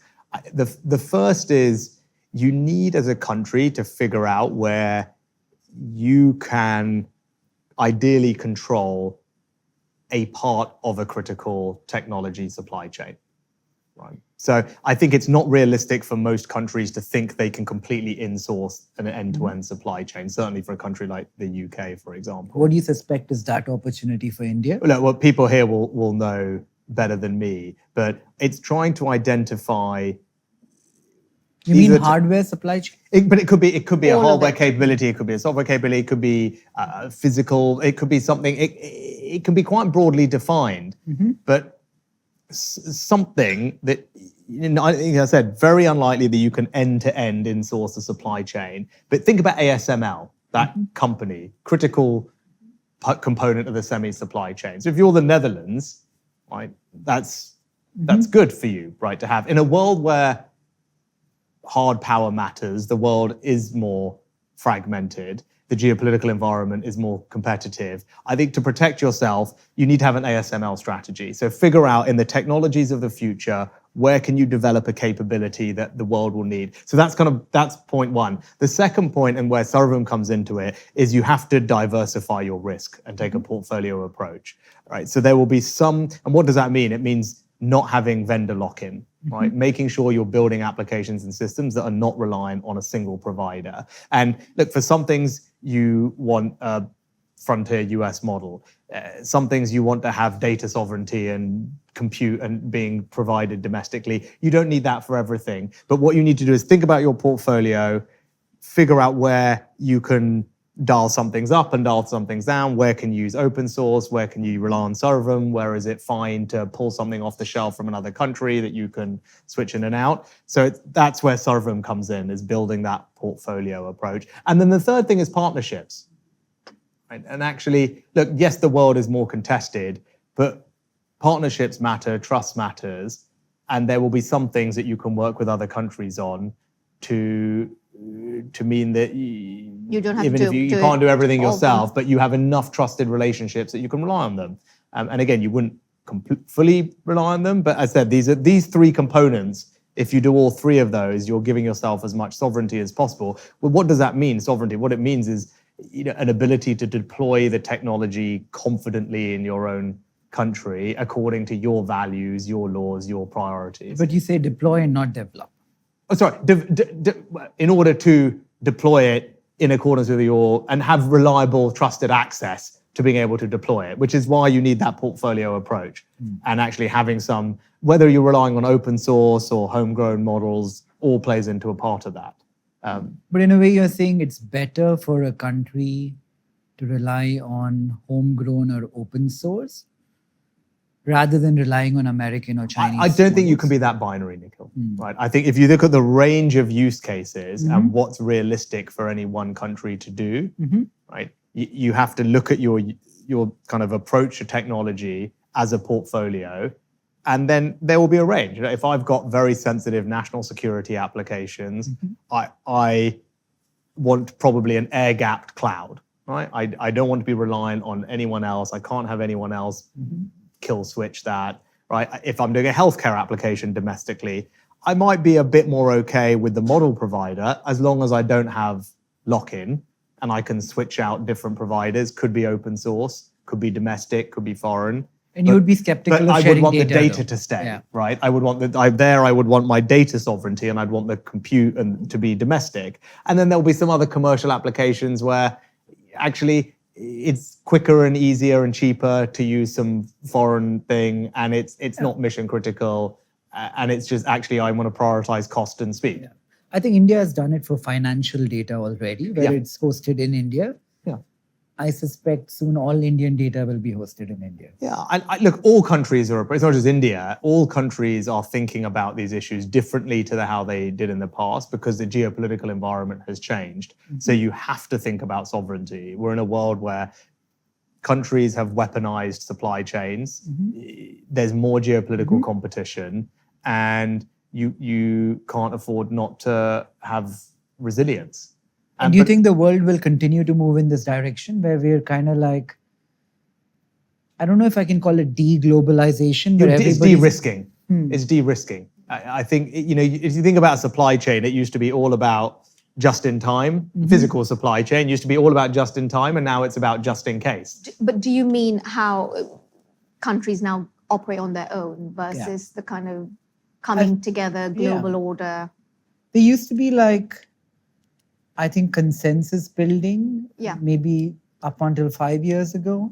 Right now, it seems to be everybody for themselves. For their own, yeah. But I think it's not as stark as that in the sense that you have to be more resilient, right? You have to think about sovereignty because that multilateral rules-based system, much as it existed. Let me give you an analogy you will like. Yeah. Like cricket used to have a World Cup where all the countries in the world came to play and compete. Now there are 20 different leagues. One big league, many small leagues, some irrelevant leagues, something like that. Maybe triggered by the Americans with tariffs and everything else that they're doing. I do still think there is a role for partnerships and cooperation. So look what India's just done. Signed a trade agreement with the UK, signed a trade agreement with the EU. The EU has signed a trade agreement with Latin America. The UK joined the Trans-Pacific Partnership, is currently talking to the Gulf about doing that. So the ASEAN countries are figuring out how to deepen their economic cooperation. So yes, the US has changed its approach. and not just with this administration, those changes have been in place for a while. It's changed its approach to trade in particular, and how it views global defense. But that doesn't mean that other countries have given up on the idea that there can be mutually beneficial trading relationships. So lots of different partnerships. And that they can form mutually beneficial partnerships, whether that's in technology, whether that's in goods, whether that's in sharing critical minerals supply chains. So I don't think it's as stark as every country is just out for itself, but clearly you have to, if you're running a country, be more focused on resilience and sovereignty than you were 5 years ago. Are governments forgiving? Does it come down to one person? I'm just painting a scenario. Let's assume Trump's era comes to an end and there is a new president. I don't know, it could be his vice president, it could be Democrats, whoever comes into power. And the UK has a new prime minister. Do you go back to zero and start all over, or do you remember and you think that, oh, this person did this? So a couple of things. One is to remember that some of these forces have been in place before President Trump. Do I think a future US president is going to suddenly cut all the tariffs? No. Right? The baseline of tariffs to the US is going to be higher in the future, I think, regardless of who the president is. Not least because whoever the new president is will have got used to the tariff revenue. It's quite a hard thing to get rid of. Do you believe that tariffs are inherently a bad thing? Because many countries have custom duties on US produce. Yeah. I'm someone who generally believes in free trade. Right. I'm on the free trade side of things. I think it's important that that trade is fair and there are level playing fields, which is why, if I think about China's experience in joining the global trade system, when that decision was made in 2001, then there was, I think at the time, reasonable belief that bringing China into that system would impact its political outlook. Like take China, for example. But what happened is China didn't play by the same set of trading rules that everyone else played with. Right? So how do you deal with something like that? If I were China and I say, I will not let your technology enter my country, I will build replicas and subsidize it for my own people, I will put tariffs on all the goods that are American coming into my country, what is left in America's playbook? I'll also artificially deflate my currency to make my trade more competent than yours. What's left in America's playbook than to mimic the action of the other country? And that's where I think, as I said, the trade has to be fair and on a level playing field. And if you haven't got that, then this kind of free trade model that works in theory, it's harder to explain to your citizens and to say that this is fine in practice. And it's not just the US, the EU has done the same thing with putting tariffs on Chinese electric vehicles because of the subsidization that happens domestically, which is then, that's not a level playing field, right? If people are freely, fairly competing, then trade can be mutually beneficial. But if one side is unfairly advantaging its exporters with government subsidies to that extent, and then they have artificially low prices, then obviously countries are going to take action. And again, that's not just the US, that's the EU. So Can I make a counter argument to that? Yeah. I don't remember what book I was reading this in, but at one point in time in UK's history, Birmingham was the center of innovation. A lot of the patents that were being created in the world happened in that one tiny place. I don't remember where I read this, but they were making a case for how Birmingham and the local economy shut down to foreign products. So the industry locally could thrive. And when they came up to scale and came up to a certain quality, they opened up all over again. Yeah, there's an infant industry argument that has, that as I said, every stage, every country will have a different approach to this. But in general, between developed countries, where there is a similarity in approach, freer trade is better in my view. As the key is is it being done in a fair way where there's a level playing field? And particularly with China, that has not been the case, which is a problem. And I think will increasingly become a problem because more and more countries are having to deal with the Chinese development model, which is very export oriented, where that, to your point, they don't prioritize domestic consumption, they prioritize exports. And then lots of countries now are absorbing a huge amount of Chinese imports. And that including India. The rest of the world. If you look at what's happened, the US obviously has slowed that down. Mm-hmm. Chinese exports, though, and the Chinese trade surplus is a record high as a percentage of global GDP. So all those exports are going to all these other countries. So I think there'll be increasing tension with these other countries. The EU has already put on tariffs on Chinese EVs. So I think you will see that. But look, this focus on, as your point though about your question about what happens with this new president, where do things reset to? COVID also was the clarifying moment that many of us lived through in government that made us all focus about supply chains and the resilience of those supply chains. So that you don't forget that, and that changes your approach. I think those people who worry about national security were nervous around Huawei telecoms equipment. That was the other big event that happened while I was in government, where we went through a process of deciding that we weren't going to rely on Chinese telecoms equipment. And that is before AI, we were focused on that. And that was an expensive and disruptive decision for many countries to take. These things stay, right? Regardless of who the US president is or British Prime Minister, those are structural features that now need to be incorporated into your thinking. I'm not going to talk to Akshata like she's Rishi's wife or Narayan Thank you. Murthy's daughter. I think you've been dealt, if this were a poker game, Yeah. a really hard set of cards. I don't play poker, so I'll follow along. I can translate you. But sure, I get. Yeah. But you were saying dealt a hard set of cards. Yeah, I feel like there is an emotional tax to being interpreted as an extremely successful man's daughter, where if we were to define happiness as rate of change in a way, very hard to get there. I think people often look at the children of very accomplished men Versus As- women, you mean? men and women Yeah. as being lucky. But I think the counter is true. I feel like they're some of the most unluckiest people because it's so much harder for them to actually feel a sense of accomplishment. Sense of self, right? And then to have your husband suddenly become the prime minister, it can't have been fun for you. So interesting. So a couple of things. I'm hugely proud of my dad and I'm hugely proud of Rishi. But do you know, Nikhil, and this is maybe this comes back to that unorthodox thinking that I have.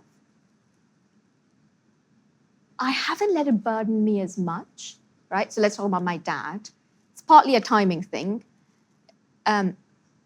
Infosys was not this kind of what it became in time, hugely successful kind of tech what was a startup and then became a tech business.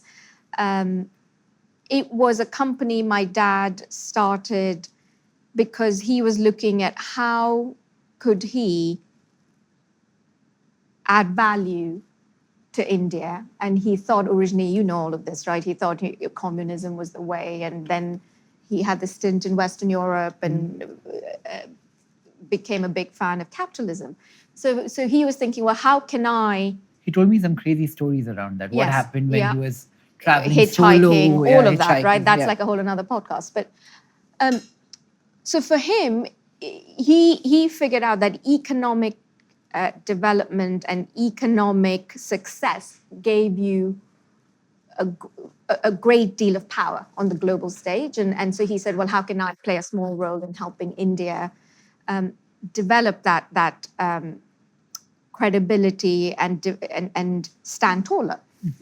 Having said that, it was not an overnight success, and so I saw him in many ways beavering away, right, at something he believed in. He had a emphasis. I don't know if you remember, but the motto that he came up with was powered by intellect, driven by values, right? So here he was someone who has still a strong moral compass, and he believed that you power that moral compass with deep intellectual rigor and with skills that he had, which happened to be in the tech space. Well, he was an engineer.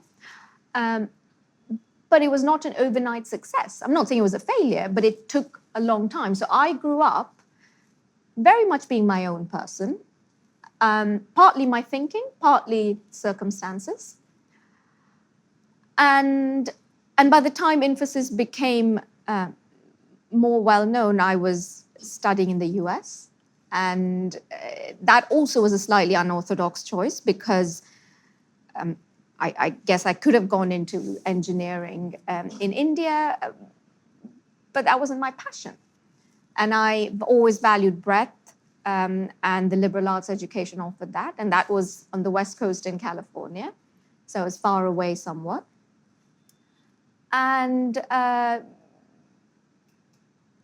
always made my professional decisions. You know, I got the jobs I did on my own. I pursued opportunities that I created. And so while I was hugely proud of my father, I was also used to standing on my own 2 feet, right? And then I met Rishi. And this has nothing to do with my parents' success, but he reminded me a lot of my dad, because he too, like my father, had this huge passion for his country. Mm-hmm. And I remember one of the things, Rish, you said very early on, we were talking about how your parents' journey to the UK had transformed your family's life. And then, you know, they, of course, work really hard to provide you with this education, and you would one day hope to grow up and, in your own way, create a platform, create opportunities for lots of other young Rishis to have, boys and girls to have these kinds of opportunities. So that reminded me a lot of my dad. And so I was, again, you know, Rishi wasn't in the plan for many reasons, but but it was inspiring to me. And so for me, my dad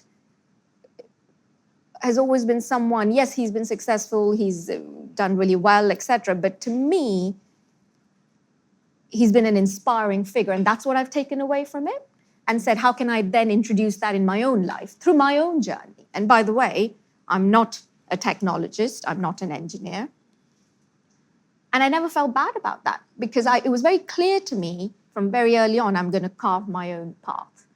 And so absolutely, and look, you know, Rishi and I got together, etc. Rishi became PM, but even then, that's why I was talking to you about lessons at 10, right? Rishi's PM, he does his thing. I would never interfere in his role, in his job.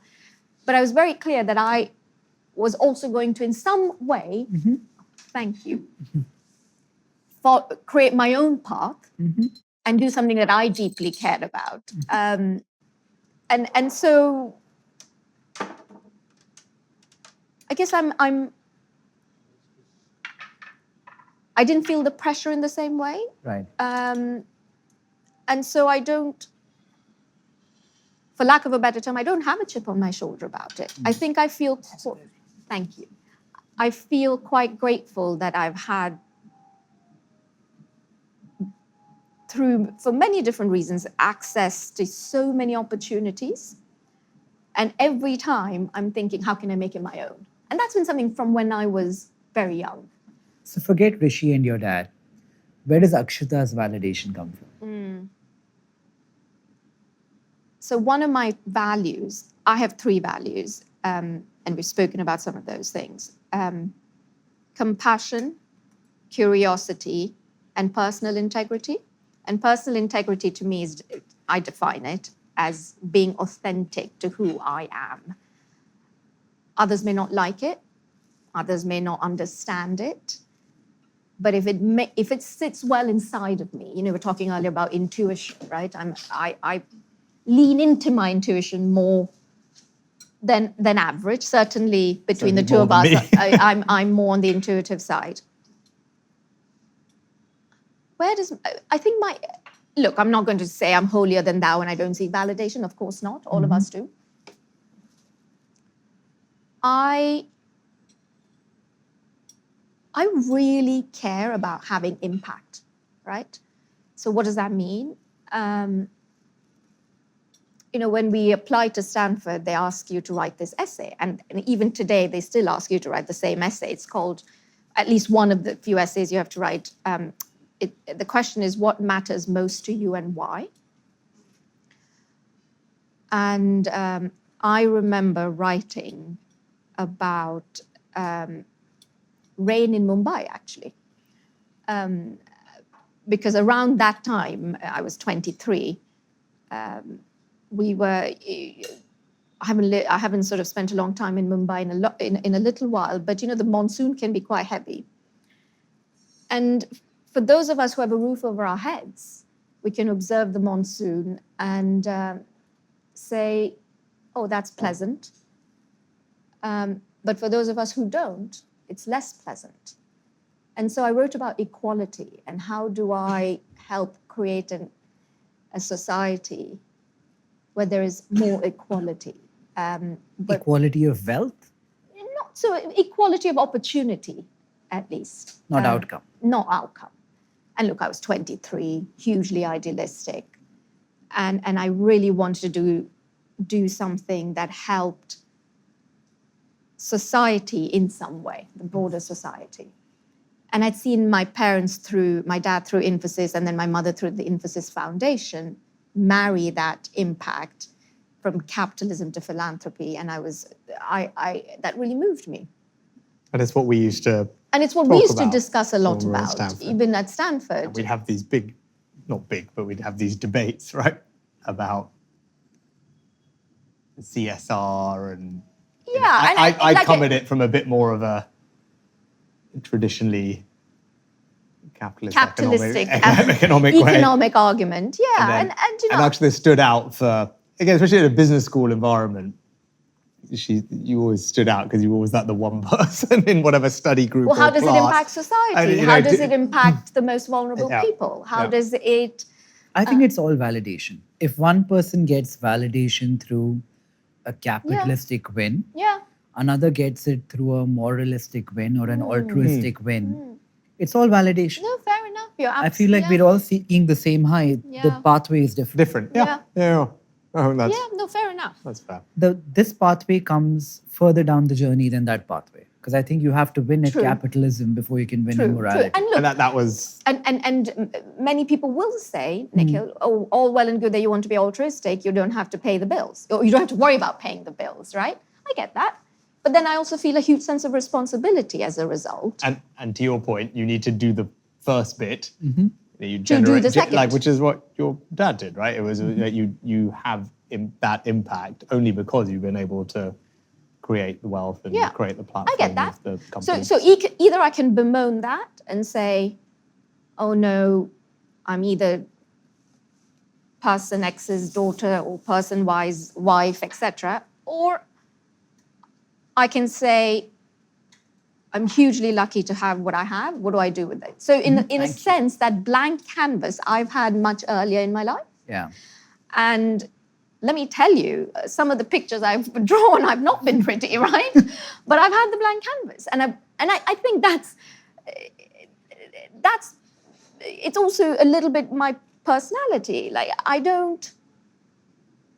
it's that poem that you gave me, when we first met, or one of the first gifts you gave me, that poem. Are you that guy who gives poems? No, he is not. He's given one poem. Before he said, no, I am that guy, I was going to be like, no. It was early on. It's only just been one. It has only just been one. But anyway, but I knew of it anyway. That's why you gave it to me, not like you introduced me to it. By Rudyard Kipling, called If. And my mother reminds me all the time that these words are painted or carved in the changing rooms in Centre Court in Wimbledon before you go out to play the tennis match. Where I'm not going to quote it exactly at all, but if you look at winning and losing as two sides of the same coin, then you're truly a man, right? If you treat if triumph, you treat and and disaster as two imposters just the same, right?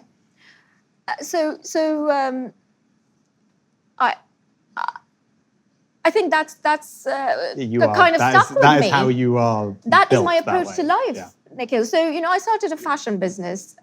We finished business school, and then I was working in brand consulting. During business school, I'd written Before you get, but that point on the that is very who you are. You are much more, which I've learned from. Right? Like when the good things happen, don't get carried away. Not that you're not bad things grateful, happen. appreciative, all of that. Like when Rishi became PM. Yeah. It's a huge moment, but it didn't. That's why I think we both kind of struggled to answer that question, because it wasn't like, not because we don't honor it and are hugely proud of that moment. Great triumph. But equally, anyone who's had great triumph will tell you, you also see great disasters, right? And then I think it's very evolved that you accept the cards that you're dealt, because many others in your position really struggle with it. I'll tell you another thing that is bad today. I don't know if it's good or bad, but for somebody who gets their high from the moralistic, altruistic wins in life, society or pop culture has suddenly become conditioned in a manner where anybody who goes out and says they're doing something to do good, the general emotion is distrust. So you're not trying. You're almost swimming against the tide, right? The timing is difficult. But there again, Nikhil, that's who I am, right? And that doesn't mean I have won as such at life, right? I've had my ups, I've had my downs. But I know I will always have stayed true to who I am and what my beliefs are. Yeah. And you have a very clear sense of that. Yeah, I have a clear sense of who I am. Yeah. You have much. I'm not going to impose that on you, or I mean, I impose that a bit on you, but we. In a nice way. But it's so liberating. And another way to look at it is during the pandemic, Rishi became a chancellor, which all happened quite suddenly. So I was with the kids a lot, and you're just trying to figure out how to live this new life. And I picked up Hermann Hesse's book called Siddhartha again. And you read about what Lord Buddha said, and it's the middle path. It's the balance. That doesn't mean you shun desire, but equally you don't shun austerity, right? You embrace both in a way, because what comes out of that those two extremes comes the middle path. And Anushka was saying this the other day. She's our youngest daughter. She's 13. She said the Romans, I hope, because I don't know this philosophy as well as she does. She was talking about the Stoics versus the Epicureans. The Epicureans are all more about Greek than Romans. More Greek, actually, exactly. The Epicureans embraced desire and amusement. And the Stoics somewhat shunned that.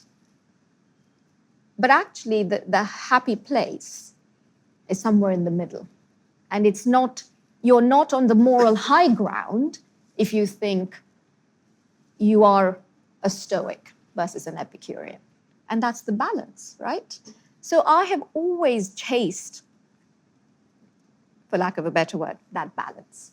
And so even in the highs of my parents' success, and they've had their highs and their lows like any human being, even in the highs and lows of our own life together, I've tried. I don't always succeed at finding that balance. Do you think you need to retain that balance throughout, or is it okay to allow yourself to drift between both the sides? Oh, I definitely drift between both. Oh. And in fact, I remember one of the first things my mother said to me, "Oh, what do you like about Rishi?" And I said, he just allows me to have more fun. And we were talking earlier how our parents are my family is more reserved, intellectual, quieter. I'm not saying that's bad and one is good, but I met Rishi, who was lots of energy and lots of excitement about so many different things, and so I thought that was amazing. A different way of looking at life.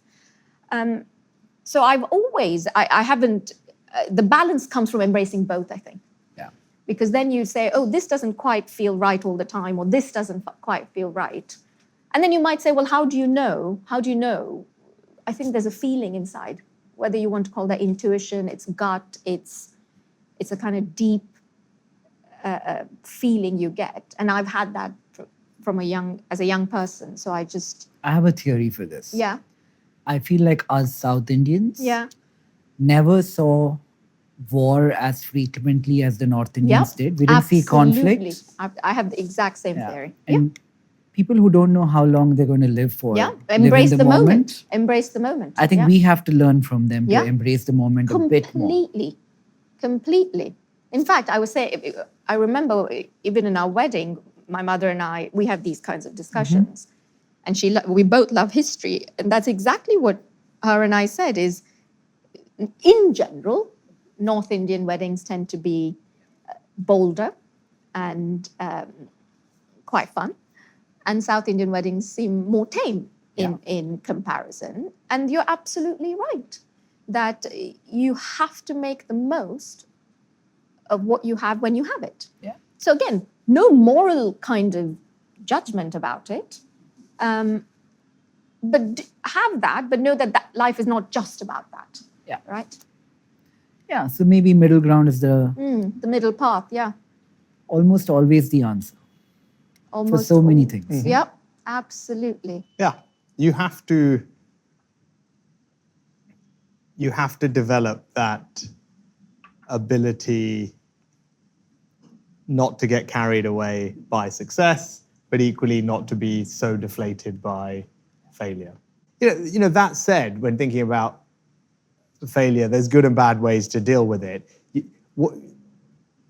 You've got to turn it into something positive, but that requires a mindset where if something bad happens, the story you tell yourself about it can't be one which is victim-centered. Where like this bad thing happened because I was a victim of this or victim of that, and all these bad things happened to me.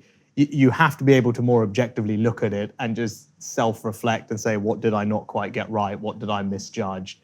And turn it then you can turn it into something positive where you say, okay, now how do I improve my process for the future? And you've always said this to me. You said you'd be kinder to yourself because I'd be beating myself up, and you always say be kinder to yourself. I always say to Rishi, I say this to the girls because we have 2 teenage girls, they're 13 and 14, and I say,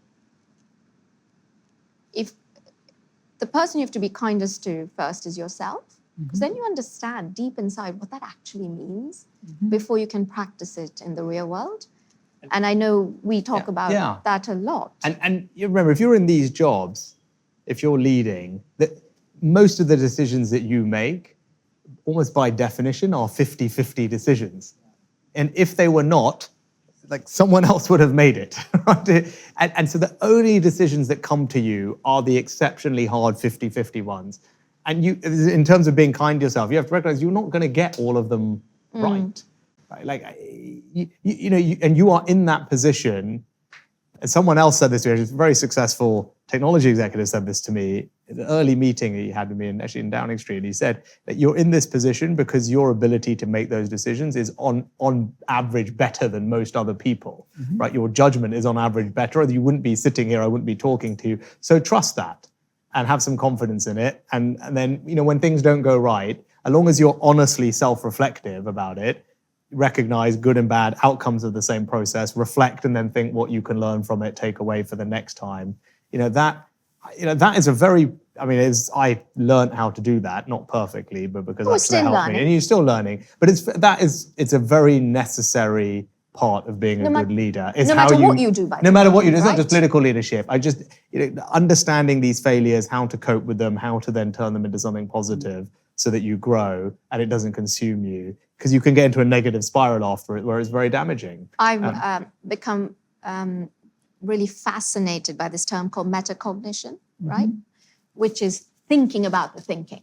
So look at an outcome and you say, okay, outcome X happened. Well, why did it happen? Why did I behave the way I did? Did I deploy my strengths and weaknesses? Why are those my strengths versus these? And then regulating your thinking, meta-regulation, right? I think that is metacognitive regulation. I just think that's just a fascinating way for where humans are heading. I find most words which have meta in the beginning are very interesting. Yes, there you go.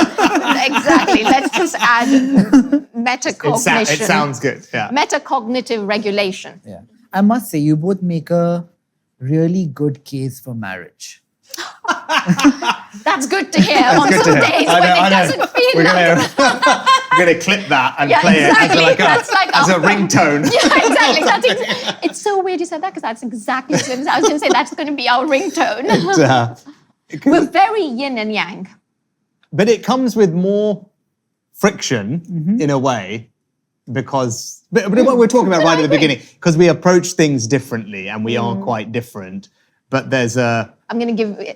there's a common set of values and so the product of it, I think, is better as a result of the combination of us on most things. I'll give you we get to a better answer. I'll give you a but it is silly example. there's I a- feel like I have to say this before your deep thought. Okay, So I'm Rishi, finished the deep Rishi, thought. Rishi, Done. You- Rishi turned, we turned 30 around the same time. We were in LA at the time and this new ice cream shop opened. And I said to Rishi, they have like 30 flavors, it's all natural, etc. And he's like, oh no, I just like vanilla. So we go there and they do have 30 flavors, right? Like Szechuan peppercorn ice cream. Wow, I love that. Yeah, passion fruit, I don't know, black pepper, all sorts of things. And Rishi picks vanilla. And I'm like, what do you mean? And he's like, well, what would you pick? And on purpose, I picked the most bizarre flavor there is, because that's kind of my approach to life. Like, give me a situation and I will look at it with a totally risk-taking mindset. Whereas Rishi wouldn't be your first step.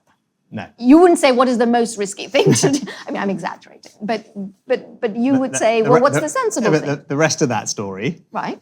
that all sounds great. The rest of that story is You hated your flavor? She didn't like the thing, right? So we've left, and then she doesn't like it. Okay, and then so we've gone, fine, and then there's a next I have time. no. She ate yours? No, then she ate mine, right? And then I'm stuck, not because I don't like. I'm forced to eat this thing that I don't like. And then it's all very well. That's the yin and yang. Yeah, the yin and yang. When I But- think of marriage, I feel like it has worked so well. In a certain way, it's a great way to ensure against loneliness and always have attention and validation, the concept of family. Because you don't get the peaks and the troughs, but you get a little bit every day. I'm trying to think. I think, I without question, could not function if we weren't married, right? In terms of professionally function, not just personally function. Because I can't imagine doing all the things that I've had to do on my own. So, to your point, loneliness, not just in a social companionship perspective, which that's nice, but it's much deeper than that. It's like having this, people talk about life partner, whatever the word you want to use. It's called soulmate. No, but it's this partnership, but I'm not even trying to get to that bit. I think actually almost more practical. I think that there is that, and that is obviously wonderful. Mm-hmm. But the slightly more practical aspect of it is someone who you can share these very difficult things with, and who can support you when you need it. Or not just support. I think it brings out the best in you. Yeah, and Right? sees you in a way that not everyone sees. And where the sum is greater than the parts, right? So certainly and that is particularly acute, I think, for everybody. But if you're in one of these very high pressure situations, you can't do that on your own. Well, I certainly could not have done it on my own. Who's not your therapist? Yeah, maybe these days you could see a therapist, but that's not the same. For me, it's a bit like that. Yeah. Probably a bit tricky if you're prime minister. But I'll tell you the counter to that, right? So we have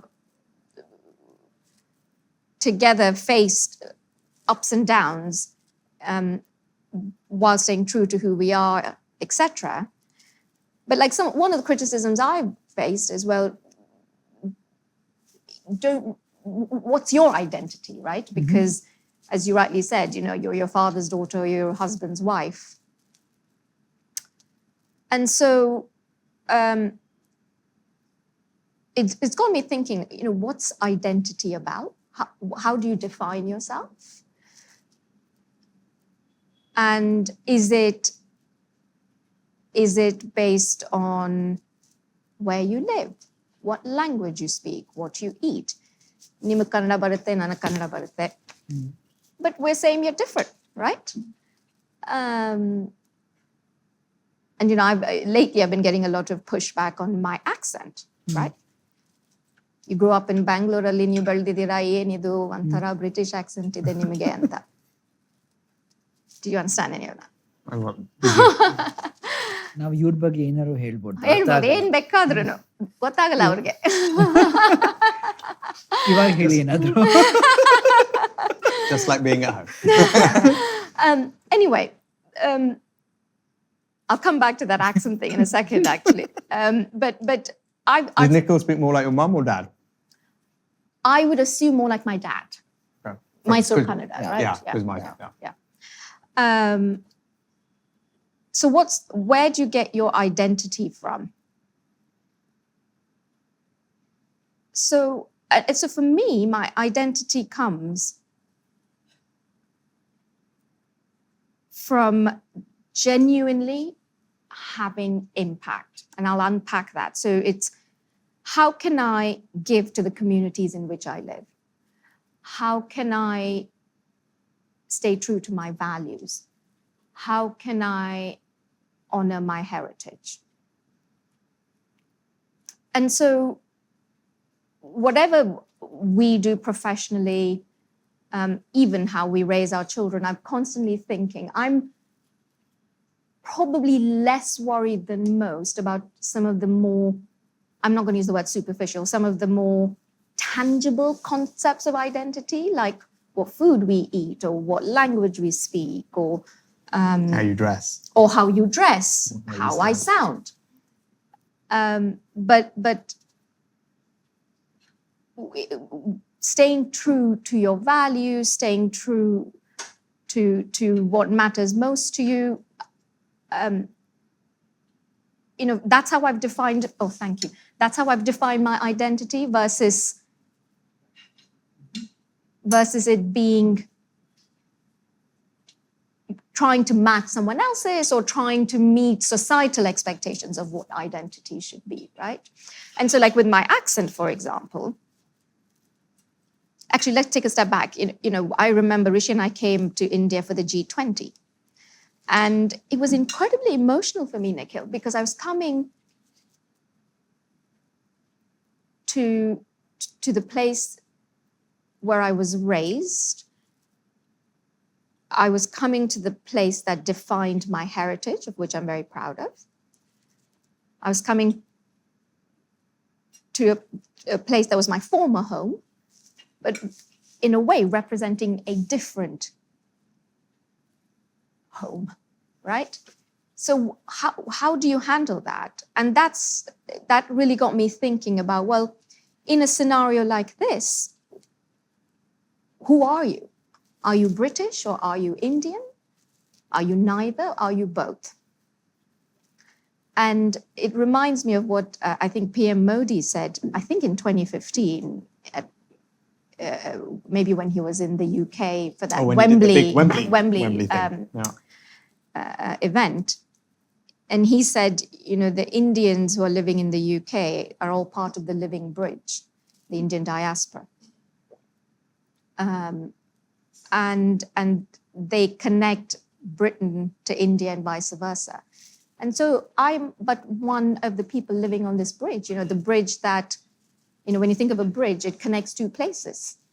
It doesn't belong just to one place or the other. So for me, when I think deeply about who I am in the context of current day, I am part of that living bridge. I feel incredibly at home in India.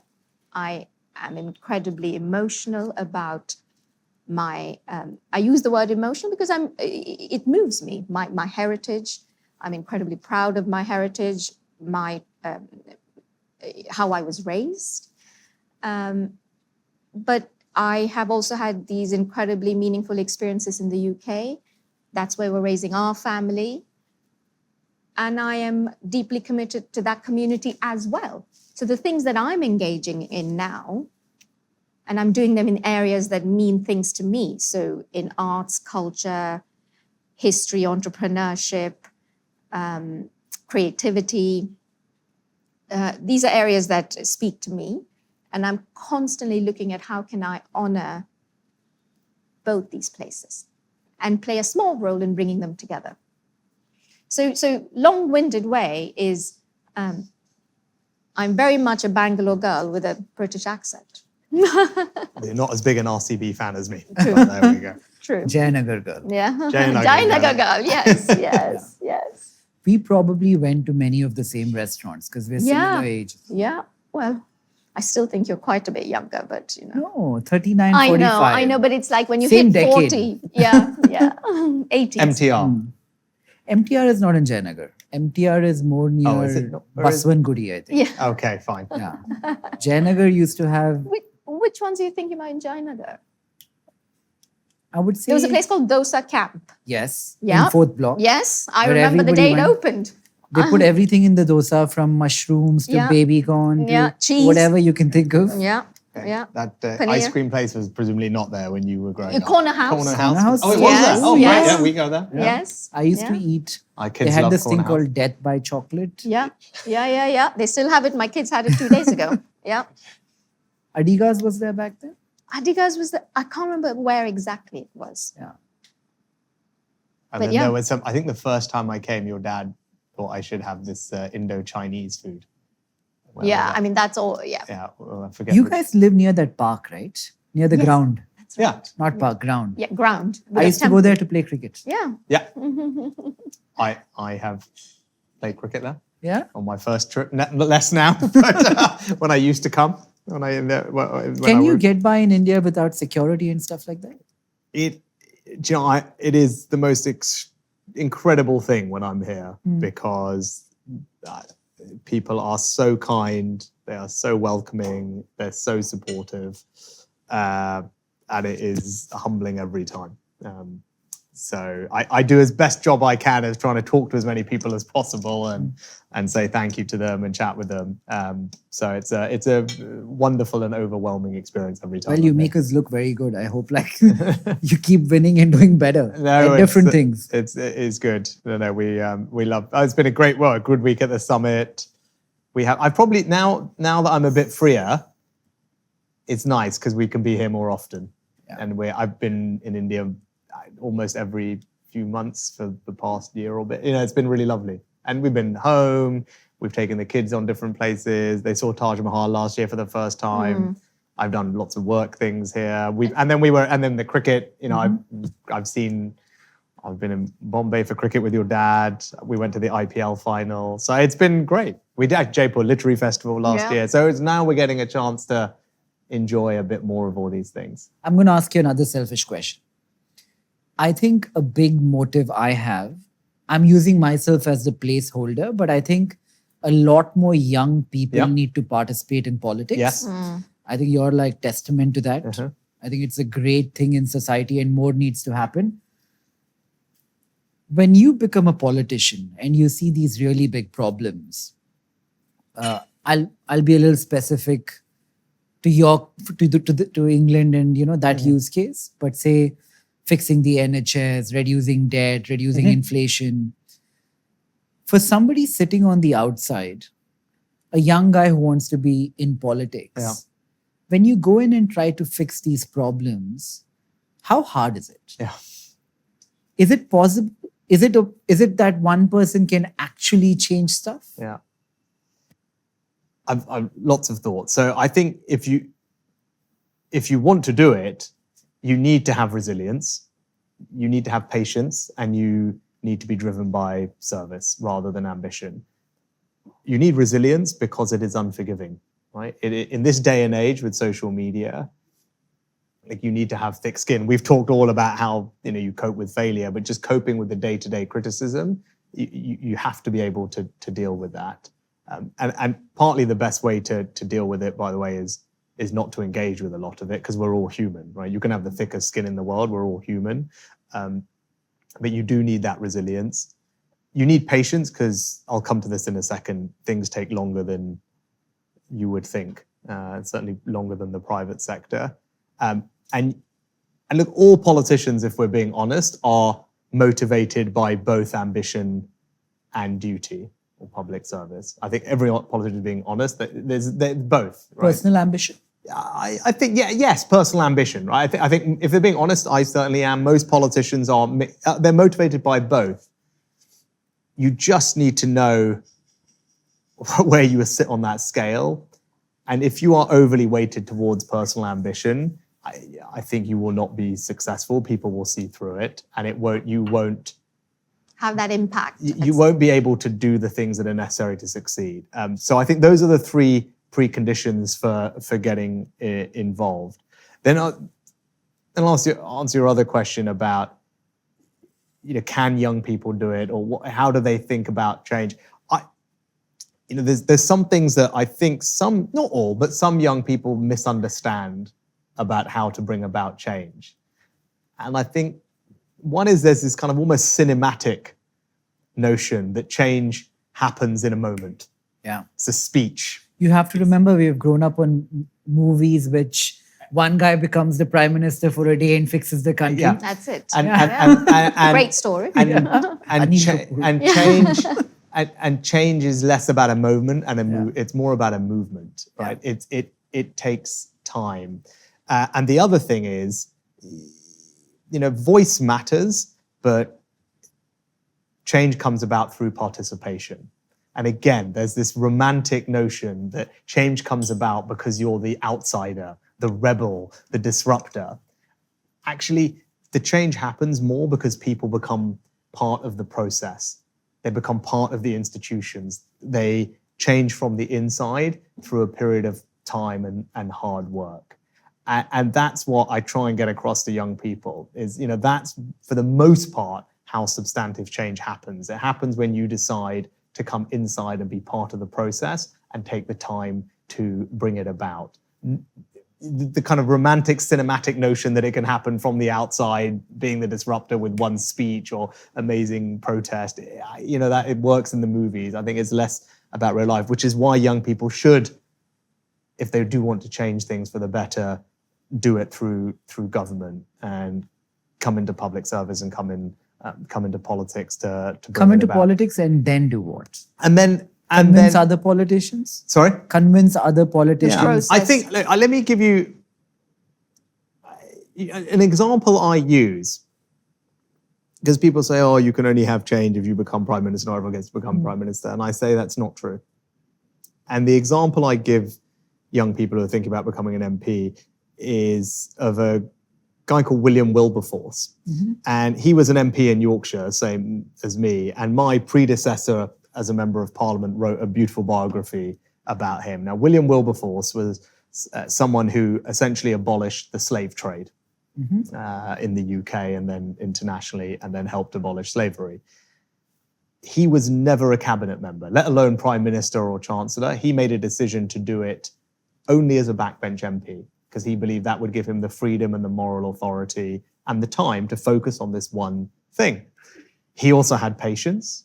From the first time he entered Parliament and made a speech about it, it took 20 years for him to get a bill passed in Parliament to abolish the slave trade, and then another 20 odd years to have Parliament declare that slavery itself was illegal. So, and then he died 3 days after that, right? So his career on this issue spanned 40 years, of which the first meaningful thing happened after 20.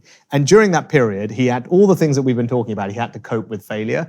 Parliament voted more than 10 times no, no, no, no, no.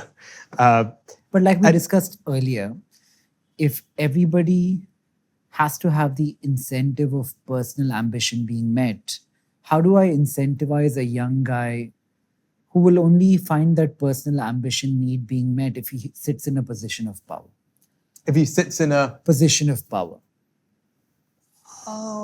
Well, then this goes back to what we were saying before. There are lots of different ways to make a difference, right, in life. There are lots of different ways to have impact.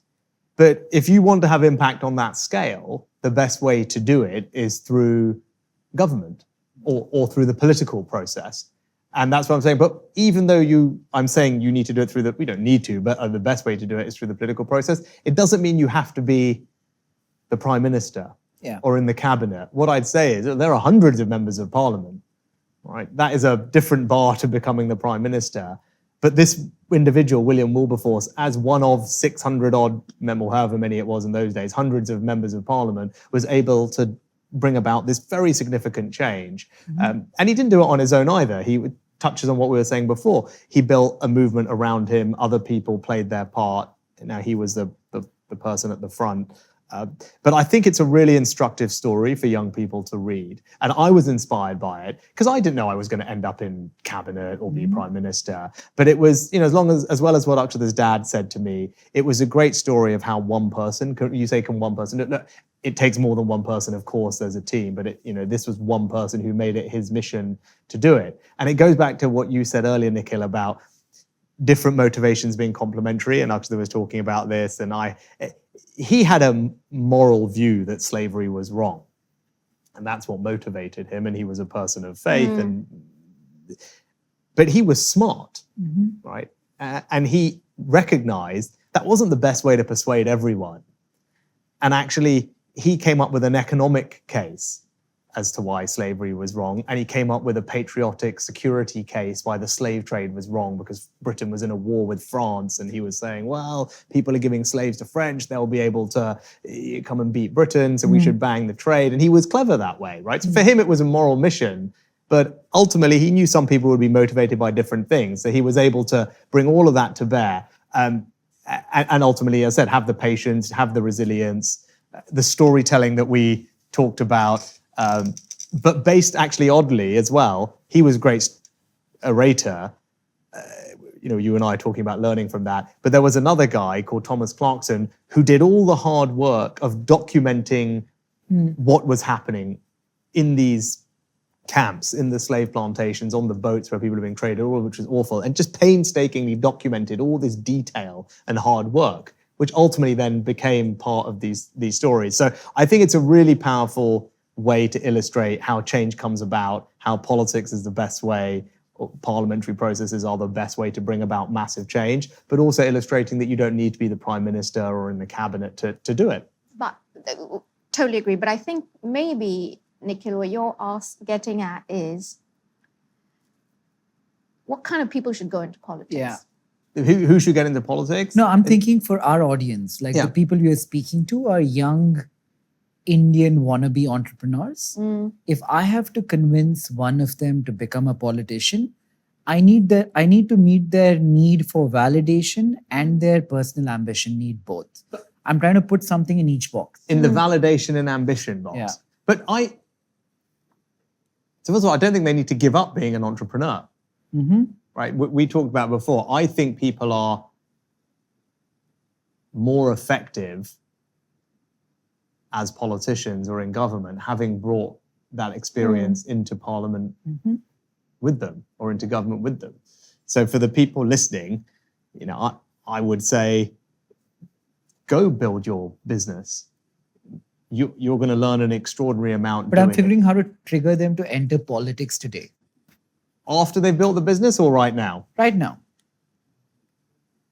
Well, do they need to? Yeah. Why do they need to do it today? This is the thing. I mean, sure, some people might want to. My personal bias is for people to do something else first. Yeah. And I don't think, and this goes back to what we were saying before, there's this, rush. Yeah. Build your business. Why? Because it will give you that validation that you want. And skills and set of practical skills and financial security and independence. And my word, what an incredible platform that is to then enter politics, where you have so much more understanding and self-awareness of who you are. You've already got that validation, which means you'll enter the political arena with so much more personal self-confidence, the resilience of having had the ups and downs of building a business and doing something, and then using that experience to benefit the country. But that motivation has to be one where you are getting into it because you want to make your country a better place. Yep. Right? That has That's to be the at the service. core of it, right? And I think that's okay to be ambitious that is about true it. for many, many young people I know. Yeah. But what I'm trying to also say is, for a country where the average age is 28, Yes. we need more people who are 28 in parliament. I can see that. I can see that overall. Yeah. My point about, as an individual, I think you're better off But having the experience. I can see if everyone does that and then nobody is in parliament young age. I can see that. But maybe, Rish, it comes back to that passion thing, which you were saying so eloquently about William Wilberforce, right? I don't know the history, so pardon me, but he entered parliament at 28. Right. So he, thank you, G. He had this deep-seated passion for abolishing slavery. That mattered more to him than anything else. And in a country as large as India, where you said the average Age is is 28, I am sure there are young people, or 28-year-olds, there are at least some 28-year-olds who will have these moral missions. But there will be. Yeah. But they don't need to, this, again, what we were saying before. Yeah. They don't need to just have some moral or social mission. It's a great mission if someone is listening to you, but cares passionately about entrepreneurship, right? Then, that's not a social, necessarily a kind of social outcome, but Or folk on going into parliament life. to make sure that India is a fantastic country for entrepreneurs, Right. to encourage all the people listening to you to grow their They may businesses. not make the money an entrepreneur. But they're passionate about entrepreneurship and they recognize that entrepreneurship is important to India succeeding. Go into parliament and be the champion for that. Yeah. Right? Be the champion for small business, for example. What does it mean to make India India is already a very vibrant entrepreneurial ecosystem, but we can all get better. But that can be your passion. It doesn't have to be, it's fine. There will be some people who have a more social, classic. You're right. No, or I agree. William Wilberforce we're also style. leaning into who we are, right? Like, because I'm But I kind think, of for lots of people who are altruism, entrepreneurially minded or technology minded, those things can be put to incredible positive good for India. So you can be excited and passionate about those areas and think, actually, well, I'm going to use politics as the vehicle to make sure India and Indians prosper when it comes to technology, when it comes to entrepreneurship, right? That can be your mission. And in the Parliament to validation do. comes from, I mean, you'll speak better than me, but if you can get some kind of law passed, right, that makes it easier there's lots of for different small ways. businesses Yeah. to be incorporated. That makes it easier for not to get into controversial topics, but social media to be regulated, whatever it is, right? And when you do one thing, when you contribute to changing one clause and one law that's passing Parliament that will unlock something special for entrepreneurs or technologists, for the rest of your life, you will have done that for 1.4 billion people. Yeah. Right? Yeah. It's a talk pretty about big impact at I mean, scale. you're talking about validate where people want validation. Sure, it's great to have a company and a unicorn IPO. That is great. Changing a law that is going to impact 1.4 billion people and how your country progresses. You think about the compounding benefit of that. Like that is, sure, it doesn't, or that value doesn't accrue to you personally. The monetary value doesn't. And that's where the service bit comes that's in, where right? you have to be motivated. The societal value is not in the unicorn billion here, 100 million here. It's in the hundreds and hundreds of billions. Please or eat while it's the hot. No. millions and millions. So I'm excited to be 28 and go into politics now. There are some, Yeah. You know the guy in our constituency, South Bangalore, is quite young. Oh, is he? Yes, his name is Tejasvi. Tejasvi. A friend of mine. He's a young chap. Yeah. I think he must be 30 now. The other reason that people should think about it is, notwithstanding everything I said before about experience and everything else, it's differentiating, right? If you are one of very few young people, you are differentiated in Parliament. Public adoration is a big point of validation, which does come with being a politician. But can I think that is different in different countries. That's a tricky path. Yeah, that is in different countries. Maybe more so here. Thank you, Linda. Because in lots of places in the West, it's quite unforgiving. Yeah. Right. The day-to-day experience of most politicians is hard, right? Because of things like social media and the criticism and things like that. It can be very rewarding and fulfilling. Of course, it can be, but for it's not every day. It's or sunshine and rainbows. It comes back to what I wrote about in my Stanford Business School essay, and in fact, I did write about this. Is the solution is education. So here's what I mean.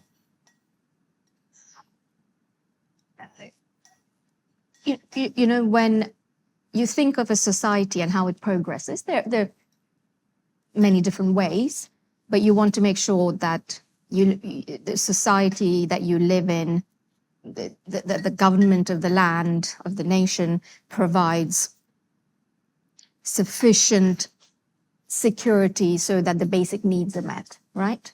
Now, I know that isn't always easy, but that's sort of the focus. And then you think, well, okay, then how can we progress as a society?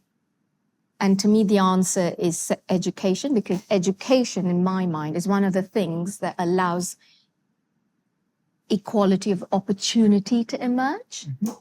In a way, has that been solved for? Because education has gotten democratized with internet and AI and all of that. Like, I never went to college. Yeah. I can choose to pick a book I like to read and read it. Yeah, It's but not that that's because you're expensive. fundamentally curious. So I define education more broadly, right? But Nikhil's point is right. I was talking about it, the summit. It's to me, one of the incredible things that AI can do. It isn't just about raising the ceiling. It can lift the floor for humanity. And the most obvious ways it can do that are democratizing access to healthcare and education, right? Where you've got, now it is possible that before too long, every single child will be able to have the best possible teacher And that's for the them. job of philanthropy, of government, of different organizations to enable those outcomes, right? So yes, any child who lives in a certain society should have access to what I think is a broad sense of education. Of course, that's letters and numbers, but it's also curiosity, it's problem thinking skills. Because when you have that in your toolkit, that's when you create entrepreneurs, you create innovation, you create wealth in so many different ways, and then the tax is kind of the next step. But I think, how do we first create that equality of opportunity so that more people are able to create that wealth in the first place? But even with education, barring the risk capital, if asset prices continue to inflate at the pace that they are, it'll be very hard for the inequality to come down. I met this interesting guy, Michael Milken. Yeah. He spent a lot of money and time coming up with this plan where he wants to give every child who's born a certain amount Exactly. of equity. So that's what I was just going to say. Equity in the beginning. I mean, look, this is your old life, right? But trying to give more people a stake in the system, a financial stake, is a good thing. I think even the US is considering the this. US is going down this Is Michael line. Dell doing something around? Michael Dell has Yeah. helped part fund some of it. And it's actually what some of the work that motivates our charity in the UK that we've set up, the Richmond Project, which is around numeracy, is because if people have better, stronger number skills, then they can be more financially literate. And which is the research from Stanford actually tells us some of these foundational skills you need to understand are inflation and compounding. They are two fundamental things that lots of people do not understand. Yeah. And if they don't, that inequality will widen. Because if you understand those things, You're smarter about then you recognize that inflation erodes the purchasing power. And if you understand the power of compound interest or compounding in general, right, and you understand that when you're young, right, those two things. Yeah. And of course, to up to this point, you need to have had a good education to have a decent job, but you need to then think with your I need to save, right? There is an element of saving. This is how I should save. This is why I need to save. That compounds over time. Like that's what we need to do more of. Otherwise, that gap will keep growing. Maybe I should take education back and say learning, being curious, being How do you teach someone to be curious, though? That's I have to think about that. Michael Milken had this interesting thought that if you start somebody off with, say, I don't know, $1,000 in a S&P index fund, like the ETF, psychologically, them knowing that they have something Makes to more lose, vested. They're more psychologically changes behavior significantly, more than the cost of the $1,000. I think there's probably something to that. Yeah. Right? And that's our way of contributing to that is through giving people the financial literacy. the confidence they need with or literacy with numbers. Numbers, and therefore financial literacy, so they know what to do with it, right? And even if not everyone is going to be able to be given the $1,000, right? So either you need the people who are able to save, to recognize they should save, how to save, that it's worth their while saving. I'm a big believer in that. Your point is interesting on curiosity, because we talk about that a lot, and I actually think they're slightly different things, because Akshata is very big on just being curious for the sake of being curious and trying to instill that in the kids. Learning for the sake of learning. I'm a little bit more learn for a purpose, a bit practical applied. But I've come to realize that I think one of the most kind of compounding skills that you can develop is exactly this. We call it learnability, which is a little bit different from your curiosity, but they're linked. Yeah. And I've just think about my own career, as traverse finance, government, technology policy. Like the compounding skill is being able to learn new things. And I think that is only going to be more relevant in this new world. So when I talk to young people now and I say, just learn how to learn. And that to me is education. Yeah. So it's not about a degree. It's not about a fix. Exactly. It's not about like an institutional. Maybe the solution lies in what you said earlier. You brought up Greek philosophy. Yeah. Maybe AI will solve this problem as well, because in times of abundance, we go back to, like the Greeks did in their time, philosophy and anthropology. Yeah. It was an entire profession to sit and think about life. And that's, to me, is what makes us more human. Yeah. Maybe AI and productivity gains and abundance will get us to that point where everybody has more than enough. Yeah. So then we can sit and think about that. Yeah. Yeah. It's what was said in that when you and Elon had that conversation. Yeah.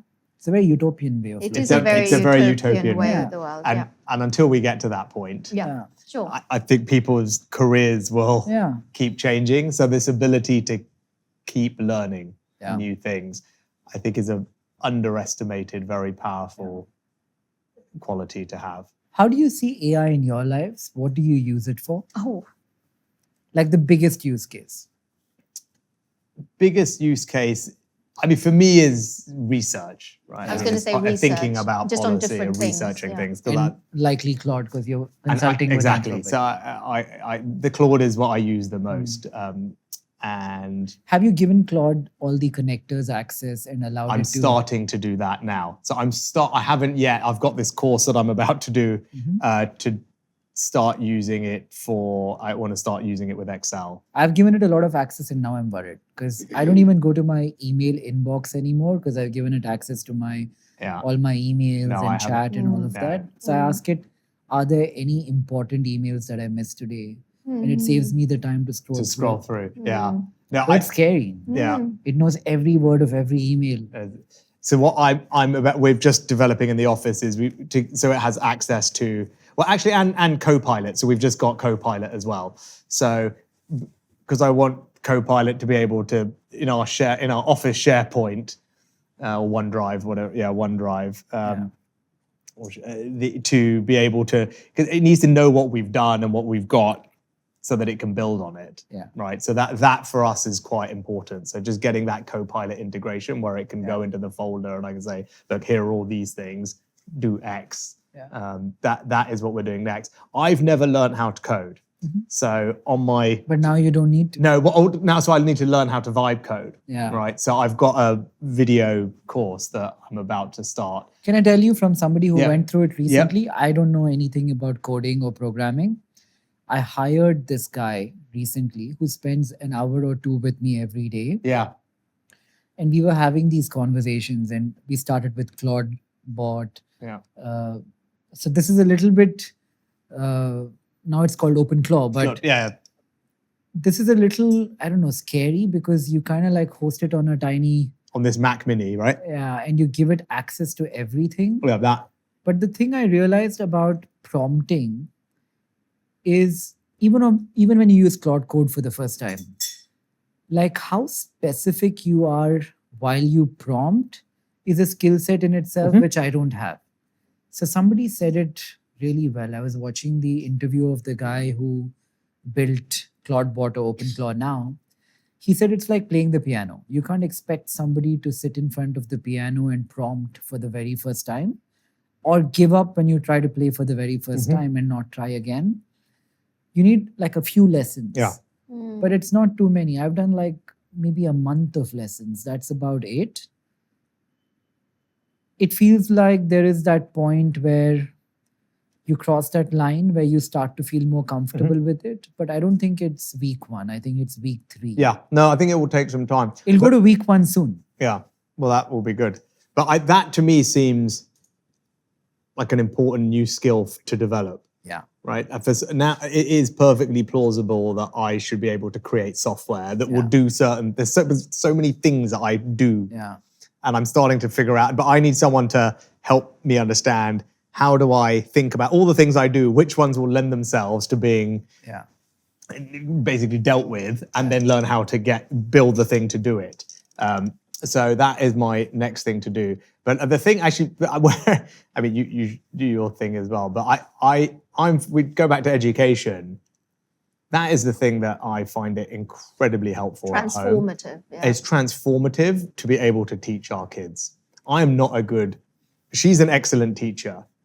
I'm not a good teacher. It's one thing to know something. It's a different thing to be able to explain it and teach others. Impart it, yeah. And But this is what I've always thought with schooling and college. I didn't go. So I mean, it's natural that I take this perspective. But when you don't go to a formal institution, you can pick what books you want to read. Yeah. Yeah. Like structure takes that away. And I feel like in many ways it's a disadvantage. Which is a disadvantage. Like going to a structured institution and being told what to read and how It to also read. depends on the personality, I think, a little bit. But but now I think we're getting How to self-motivated. I wasn't even talking about motivation as much as like even between us, you like more structure, I like less structure. Yeah, you right? respond better to. So I respond better when I don't have as many guardrails, right? But if the entire education system is evolving to be a place where you come in, you interact with peers, but actually it's self-directed learning guided by AI,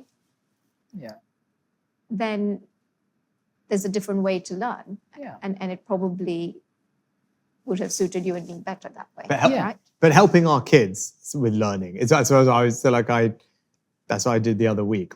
And when you were away and oh, yes. Yeah. But I've done that increasingly where I haven't they had physics. Our daughter had physics test a couple of weeks ago. I haven't done any physics since I was 16, right? And I didn't know off the top of my head what she was doing. But I popped the paper into Claude. It comes back with a question by question explanatory guide, so I can then help her. And then it created a revision booklet at the end that I could then use the next day to help her prep for the test. If that wasn't there, it would have been a right pain to try and do. So I saw that, and then I see them we see our kids. We've encouraged them to use it, but we've tried to say to them and supervise it. We say, look, it's got to help you think. It can't do the thinking for you. It can explain things to you, so you learn. But you need to have done the thinking. So especially when they're young. One discipline I have is I never use AI to write. Yeah. No. And it's old-fashioned. I get it. On pen and paper? No, meaning Type. I type. Yeah. But I just can't do that. I just can't do it. And what do you write about now? Whatever I'm writing about, currently I'm involved in arts and culture and doing some storytelling around cultural institutions in the UK. I'm doing some work around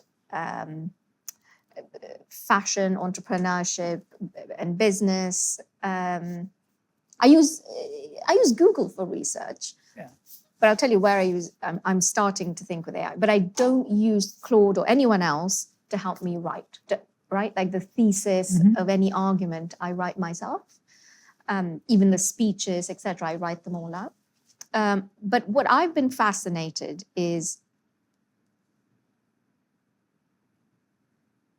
again, as someone who's on the outside, can AI be creative? And what then is even creativity, right? For a long time in the early days of this whole evolution of AI, people would say, well, AI can code faster than you, solve mathematical problems, etc., but it can't be creative. And so I've been amazed how I can have philosophical discussions with Claude, and it will come up with the most creative, thoughtful answers. I mean, amazing. What is creative in your view? Is it contrarian behavior that's creative? No, putting multiple thoughts together, right? Not just giving me a list of facts or kind of obvious answers, but connecting the dots. Right. Pulling not facts, but also even emotion. I would, in a way, in the new world, define creativity by contrarian behavior more so than yesterday, because a lot of these models are trained on data which always projects a certain path. Yes, that's right. Yeah. Because they're trained on a stock of knowledge and information. This is, I guess, how will they be able to come up with something new? You used to manage money before politics. Yeah, I used to be an investor. As a fund manager, I'm guessing you researched a whole bunch of industries and stocks. After becoming a politician, did you realize there's an information arbitrage that is still at play that makes one fund manager better than another? What did you believe as a fund manager that you became a politician and got access to everything and you were like, this is stupid? I didn't ever think about it like that. The similarity I found between politics and fund management was this concept of the noise of the market. So the investing I did was always fundamental, long-term investing, like Warren Buffett. And he has this whole mantra about ignoring the short-term noise of the market and quarterly earnings. He hasn't done very well in the last decade, I would like to say. I haven't seen the numbers for a while, but over his career, it's a pretty incredible track record. I think he did well when information arbitrage was more at play, when I saw that article. Yeah. I saw someone had done that analysis. I haven't gone into it in detail. I mean, I always found him, but like, his letters, his approach to investing, I'm a total devotee and disciple of. I've been to Omaha for the shareholder meeting, etc. And but the similarity was there, is that you have the politics has got lots of the day-to-day noise, media, social media, this, that, and the other. And I always tried to helpful reminder from your investing days to focus on the long-term fundamentals of what you're doing. I found that quite a helpful analogy. On the information arbitrage, I don't know if that's, I didn't necessarily see that. I mean, it wasn't as if. No, I mean, clearly, if you're involved in making decisions in government, you have access to information, which is why you clearly should not be trading, right? I mean, that should be illegal and is illegal. But beyond that, I'm not sure I saw, because largely what's happening in the political process is it's commented on, it's in the news, there's a million people talking about it. So it's perfectly possible for people to figure out the dynamics of a policy as it's going through Parliament or something like that. That was my general sense of it. But the other thing from the investing side of it is, I mean, this thing about long run and short run, and I thought that was because you're trying, because what gave us, or my type of investing an advantage was that focus on the long term, right? So you could, and if you had capital that allowed you to take a long term view, you could ignore the short term volatility of things, confident that over time the fundamentals and the valuation would align. But that was interesting because you saw what happened in the financial crisis, and I look, and obviously you try and do the right thing in the long term, but really the short term, someone put it to me well. They said that the long term is really just a succession of short terms that you either survived or were not kicked out of. And actually, I realized over time there isn't, at least in politics, maybe it's more broadly in business, there's less of a kind of conflict between the short term and the long term. They're really just, they all fit into kind of a nested time frame. And I think as long as your short-term actions need to be consistent with your long-term direction is what you want. It's not that you can't do things in the short term.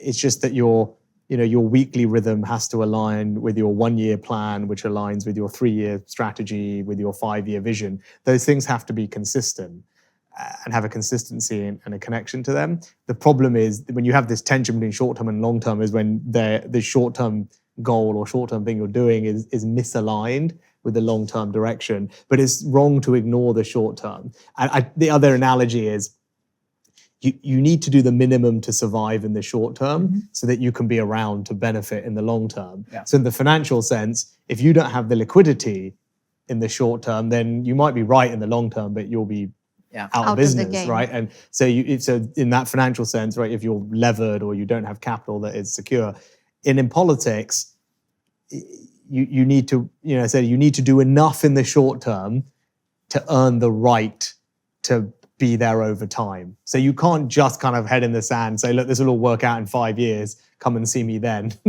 You need to be delivering enough things in the short term that are consistent with the long run goal to kind of allow you to survive, to make that long run argument. So I think in both cases, you have to recognize the kind of connection between the short term and the long term. You can't exclude the short term and just say I'm focused on the long term. Do you guys like chocolate? Yes. Okay. I mean, I told you can always count on Rishi to eat. I'm very full, but I will always make a bit of space for some chocolate. Will you ask Hariom chocolate? Okay, last part of today. Yeah. I'm going to ask you both one question to finish it off. Okay. I don't know what the time is. What is the time? How are we doing? Oh gosh, 10 o'clock. Oh, wow. We've done well. Yeah. It's been a few hours. Yes. Okay.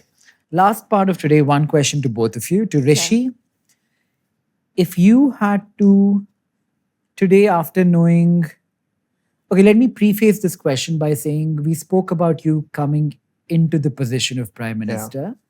How was it to lose that position? What did you learn from it? How Same hard- question for both, or No, different one. Yeah, okay. What's your question for her? Give me some time to think. Okay, let me do Akshata first and we'll come back to Yeah, no, okay, yeah, fine. Okay. Somebody said, in the end, civilizations perish because they listen to the politicians a lot more than they listen to their poets.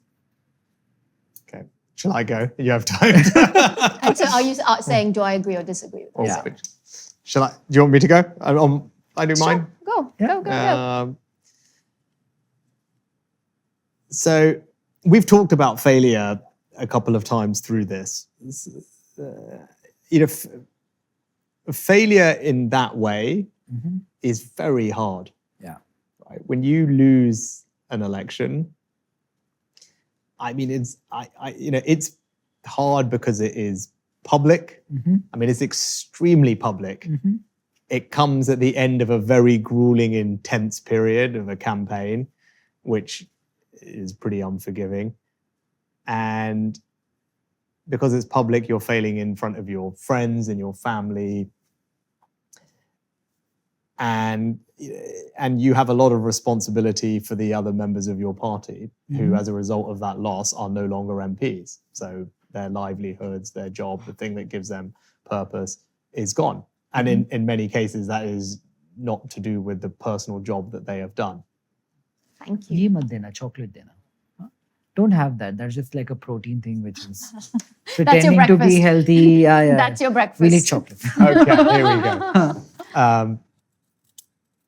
go. So it is hard, and it's I'd be lying if I didn't say it wasn't hard, and it takes some time to recover from.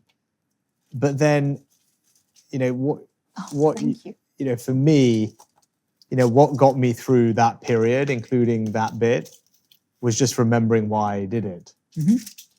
And that weekend when we talked about it just before I became Prime Minister, that situation was very tough. Inflation was at a 10-year high.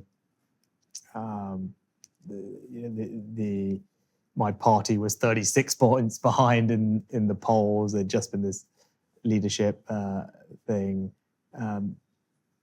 And if you were just motivated by ambition and about winning and losing and position, then you would never have taken the job in the first place. I did the job because I felt at that moment it was my duty, because I was better placed I was well placed to make a difference to the country at a difficult time. And that's what we talked about that weekend. That's why I did it, knowing that it was going to be very tough. And when that finality of the tough moment came, it wasn't that it was any easier in that. It wasn't moment, any right? easier, but with the time, you're able to remember why you did it And how you did it. And how you did it. And to be able to look yourself in the mirror and say, look, I that was my dharma, and that was my job, that was my duty to do this, to do it to the best of my ability, and to focus on that. And as the Gita says, you don't enjoy the fruits and the outcomes, you focus on you doing your duty. And that is what ultimately gave me the strength to go through it and the strength to cope with the failure after it. And then in the fullness of time, we talked about this as well, it's important to draw the right stories from one's failure if you are going to grow from them. Because life is full of ups and downs in all walks of life. And you've got to use the failures and the setbacks to grow.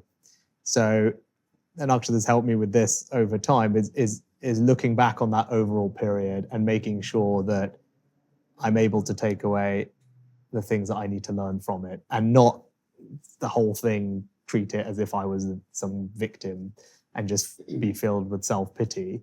Because if that's how you feel, you won't take any good lessons from it, and you won't grow as an individual. So that, to me, is how I got through. It's how it felt, which was not easy for all those reasons. How I dealt with it, and then hopefully how you can turn it into something that actually helps you in life rather than holds you back. Is it easy to going back to be a corporate after all of this? Well, you're still an MP. Well, I'm still in Parliament, and so that is my anchor and my foundation. It's where I get my fulfillment from week in, week out. It's enjoyable. It's enjoyable being in Parliament and not being, the person at the dispatch box having to deal with the problems. Sometimes it's actually nice to be able to ask the question. I'm enjoying that as well. And in the future, is that what you will pursue, politics? Yeah, as we talked about earlier, right? The future, who knows which direction it's going to take us. Near future, yes. I mean, the near future, that's where I am. Yeah, I'm in Parliament and staying in Parliament, and I've got, we said, hope to touch with 20 years ahead of me, and so we'll and for the first time in a long time, I don't have an immediate thing that I'm gunning for. So we'll see where the future goes. But this goes back to the adaptability point we talked about. My own career is one where I've gone from finance and investing to politics and government. Now I'm spending more time in technology. This ability to adapt, to learn, to grow, that is the key trait, right? And I don't know what the next chapter is going to be. It could be back to one of these. It could be something completely different. Who knows? But you've just got to be able to keep learning and adapting. And it's not just learning about new things, but learning from your failures so that you can hopefully succeed to higher heights and on the next thing you do. Being curious about your failures, I would say. Well, that's the point. I think it's important that the story that you tell yourself about why things didn't work is really important. And it's easy not to be curious enough about it and to assume it. I said you were the victim of circumstance, or you can, I said you have to be more balanced. Yeah, you have to allow them. You can't say it's all my fault, but equally you can't say it's all someone else's fault, right? Otherwise, that's you the cannot balance. engage. Middle ground again. Yeah, the middle path. Yeah. You have to do that. So that is how I've. Thank you. I've done it. Before we go to Akshata, Right. Okay. there's a brand called Sabco, which this particular coffee bean is from Kerala, but there's a bunch from Karnataka, which I will send you. They make just tell me the name. I will. I will get it. They make really good chocolates. So this is coffee bean, is it? Yeah. No, cacao. Cacao. Cacao bean. Yeah. Okay, got that it. one has walnut in it, That's walnut. Yeah. and this is really dark. If you Very like nice. dark chocolate. She prefers very dark coffee. Both lovely. So your question. Poets, politicians. We listen more to our politicians than our poets, and it's a problem. Yeah. So prior to Rishi doing his job at Number 10, I would have probably said poets, because this is how I have defined poets in the past. Idealists, emotionally driven, people who can move with words. Words are very important to me. It's part of, I would say it's how I've grown up through reading and writing and being moved by words and storytelling. Indeed, they break the Stanford Business School class into poets and quants.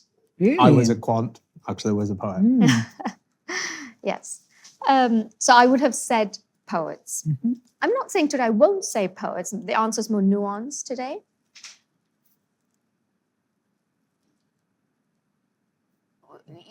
It also depends on how you define a politician, right? You can take one definition as sort of people who say one thing, do something else, people who are inherently obsessed with power. Sadly, in some cases, there's corruption involved. There's all these negative connotations. But I think, and I know I'm married to Rishi and I'm biased, of course, I agree with that. But I think there are people like you, Rish, who can do it with a great deal of integrity and who can bring about that impact at scale and do it with integrity. And I think those people are needed in the political world. And I am optimistic that we will find, and there already are, and there will be more people like that who will approach politics as their purpose, who will be driven by passion for impact, and who will get their validation because they can change people's lives for the better, right? So I think today I would say both poets and politicians. That is a good encapsulation of our journey, because Yes. we've gone, if you ask me, Yeah. is what we learn from each other, right? And Yeah. and actually we spoke about it in the Stanford speech. When we first met, Akshata was very passionate about making a difference and saving the world. Incredibly and idealistic. And I think one of the things that you got from me was actually understanding that's all very well having the idealism. How do you channel that into outcome? And actually it's through, as we were talking, how do you bring about change? The political process in government it's not the only way, but it's the way to do it at the biggest scale. And if you'd asked me, funnily enough, I have probably moved in the other direction over time. All the things we've been talking about when we were talking about, what classes you should take at Stanford and how I've changed my approach over time. I think I need to become more poetic, probably. And it's the lesson I think the thing that I don't do enough of, which I wish I did, and I wish I did over time, is not reading poetry, but reading fiction.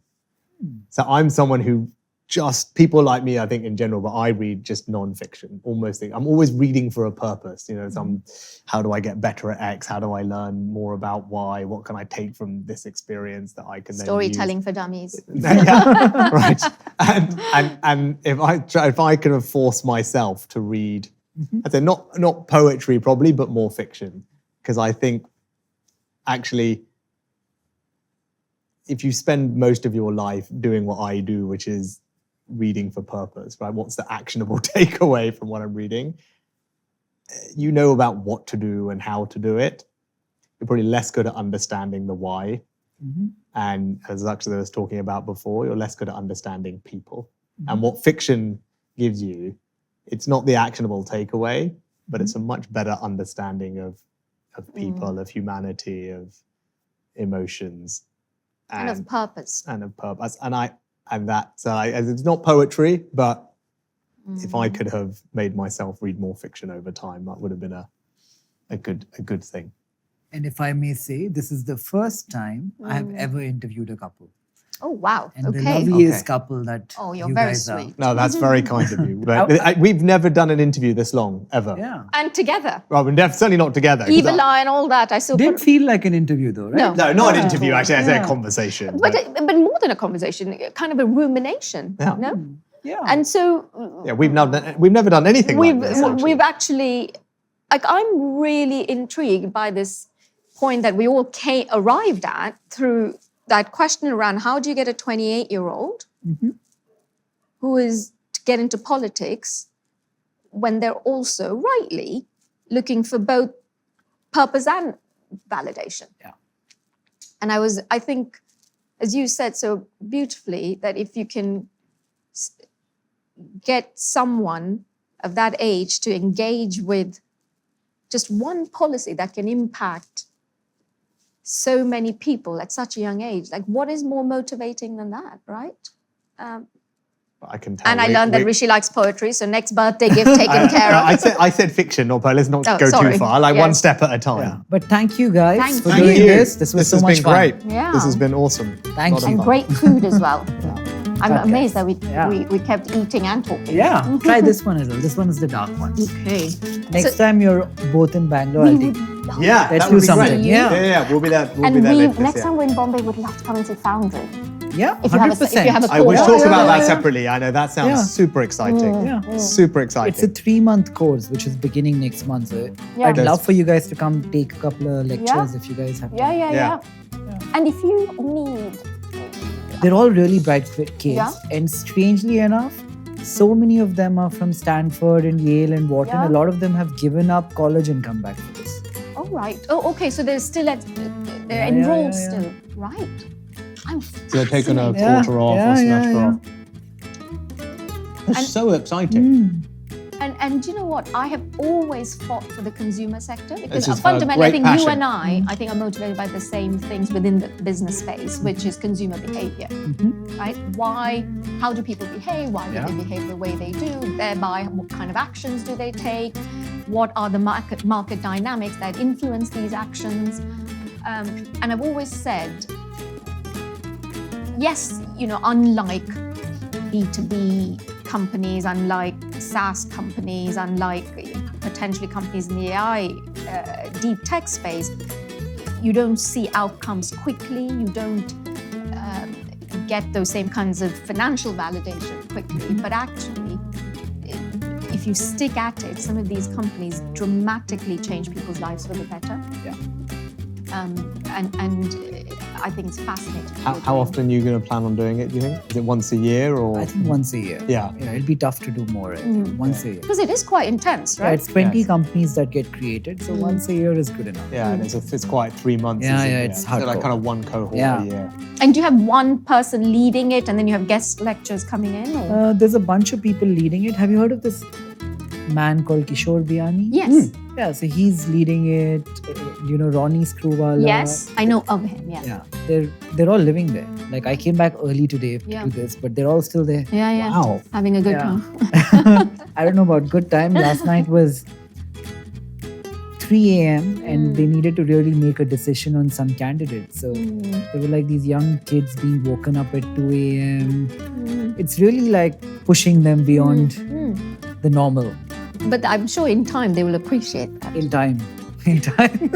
When they're, Not today. when they're listing, ringing the bell, and Yeah, it will yeah, all have been worthwhile. I mean, for a separate conversation, Nikhil, but one of the things I'm thinking about is, because I'm a trustee of the V&A Museum in London, and the V&A is, their focus is on creativity. They're called the Museum of Creativity. And so what we're thinking is how can museums add value to the creative economy? Not just come in and see some old things and marvel, but how can museums add active value and work with the creative economy? So it'd be fascinating to have a conversation Yeah, around 100%. that at some point.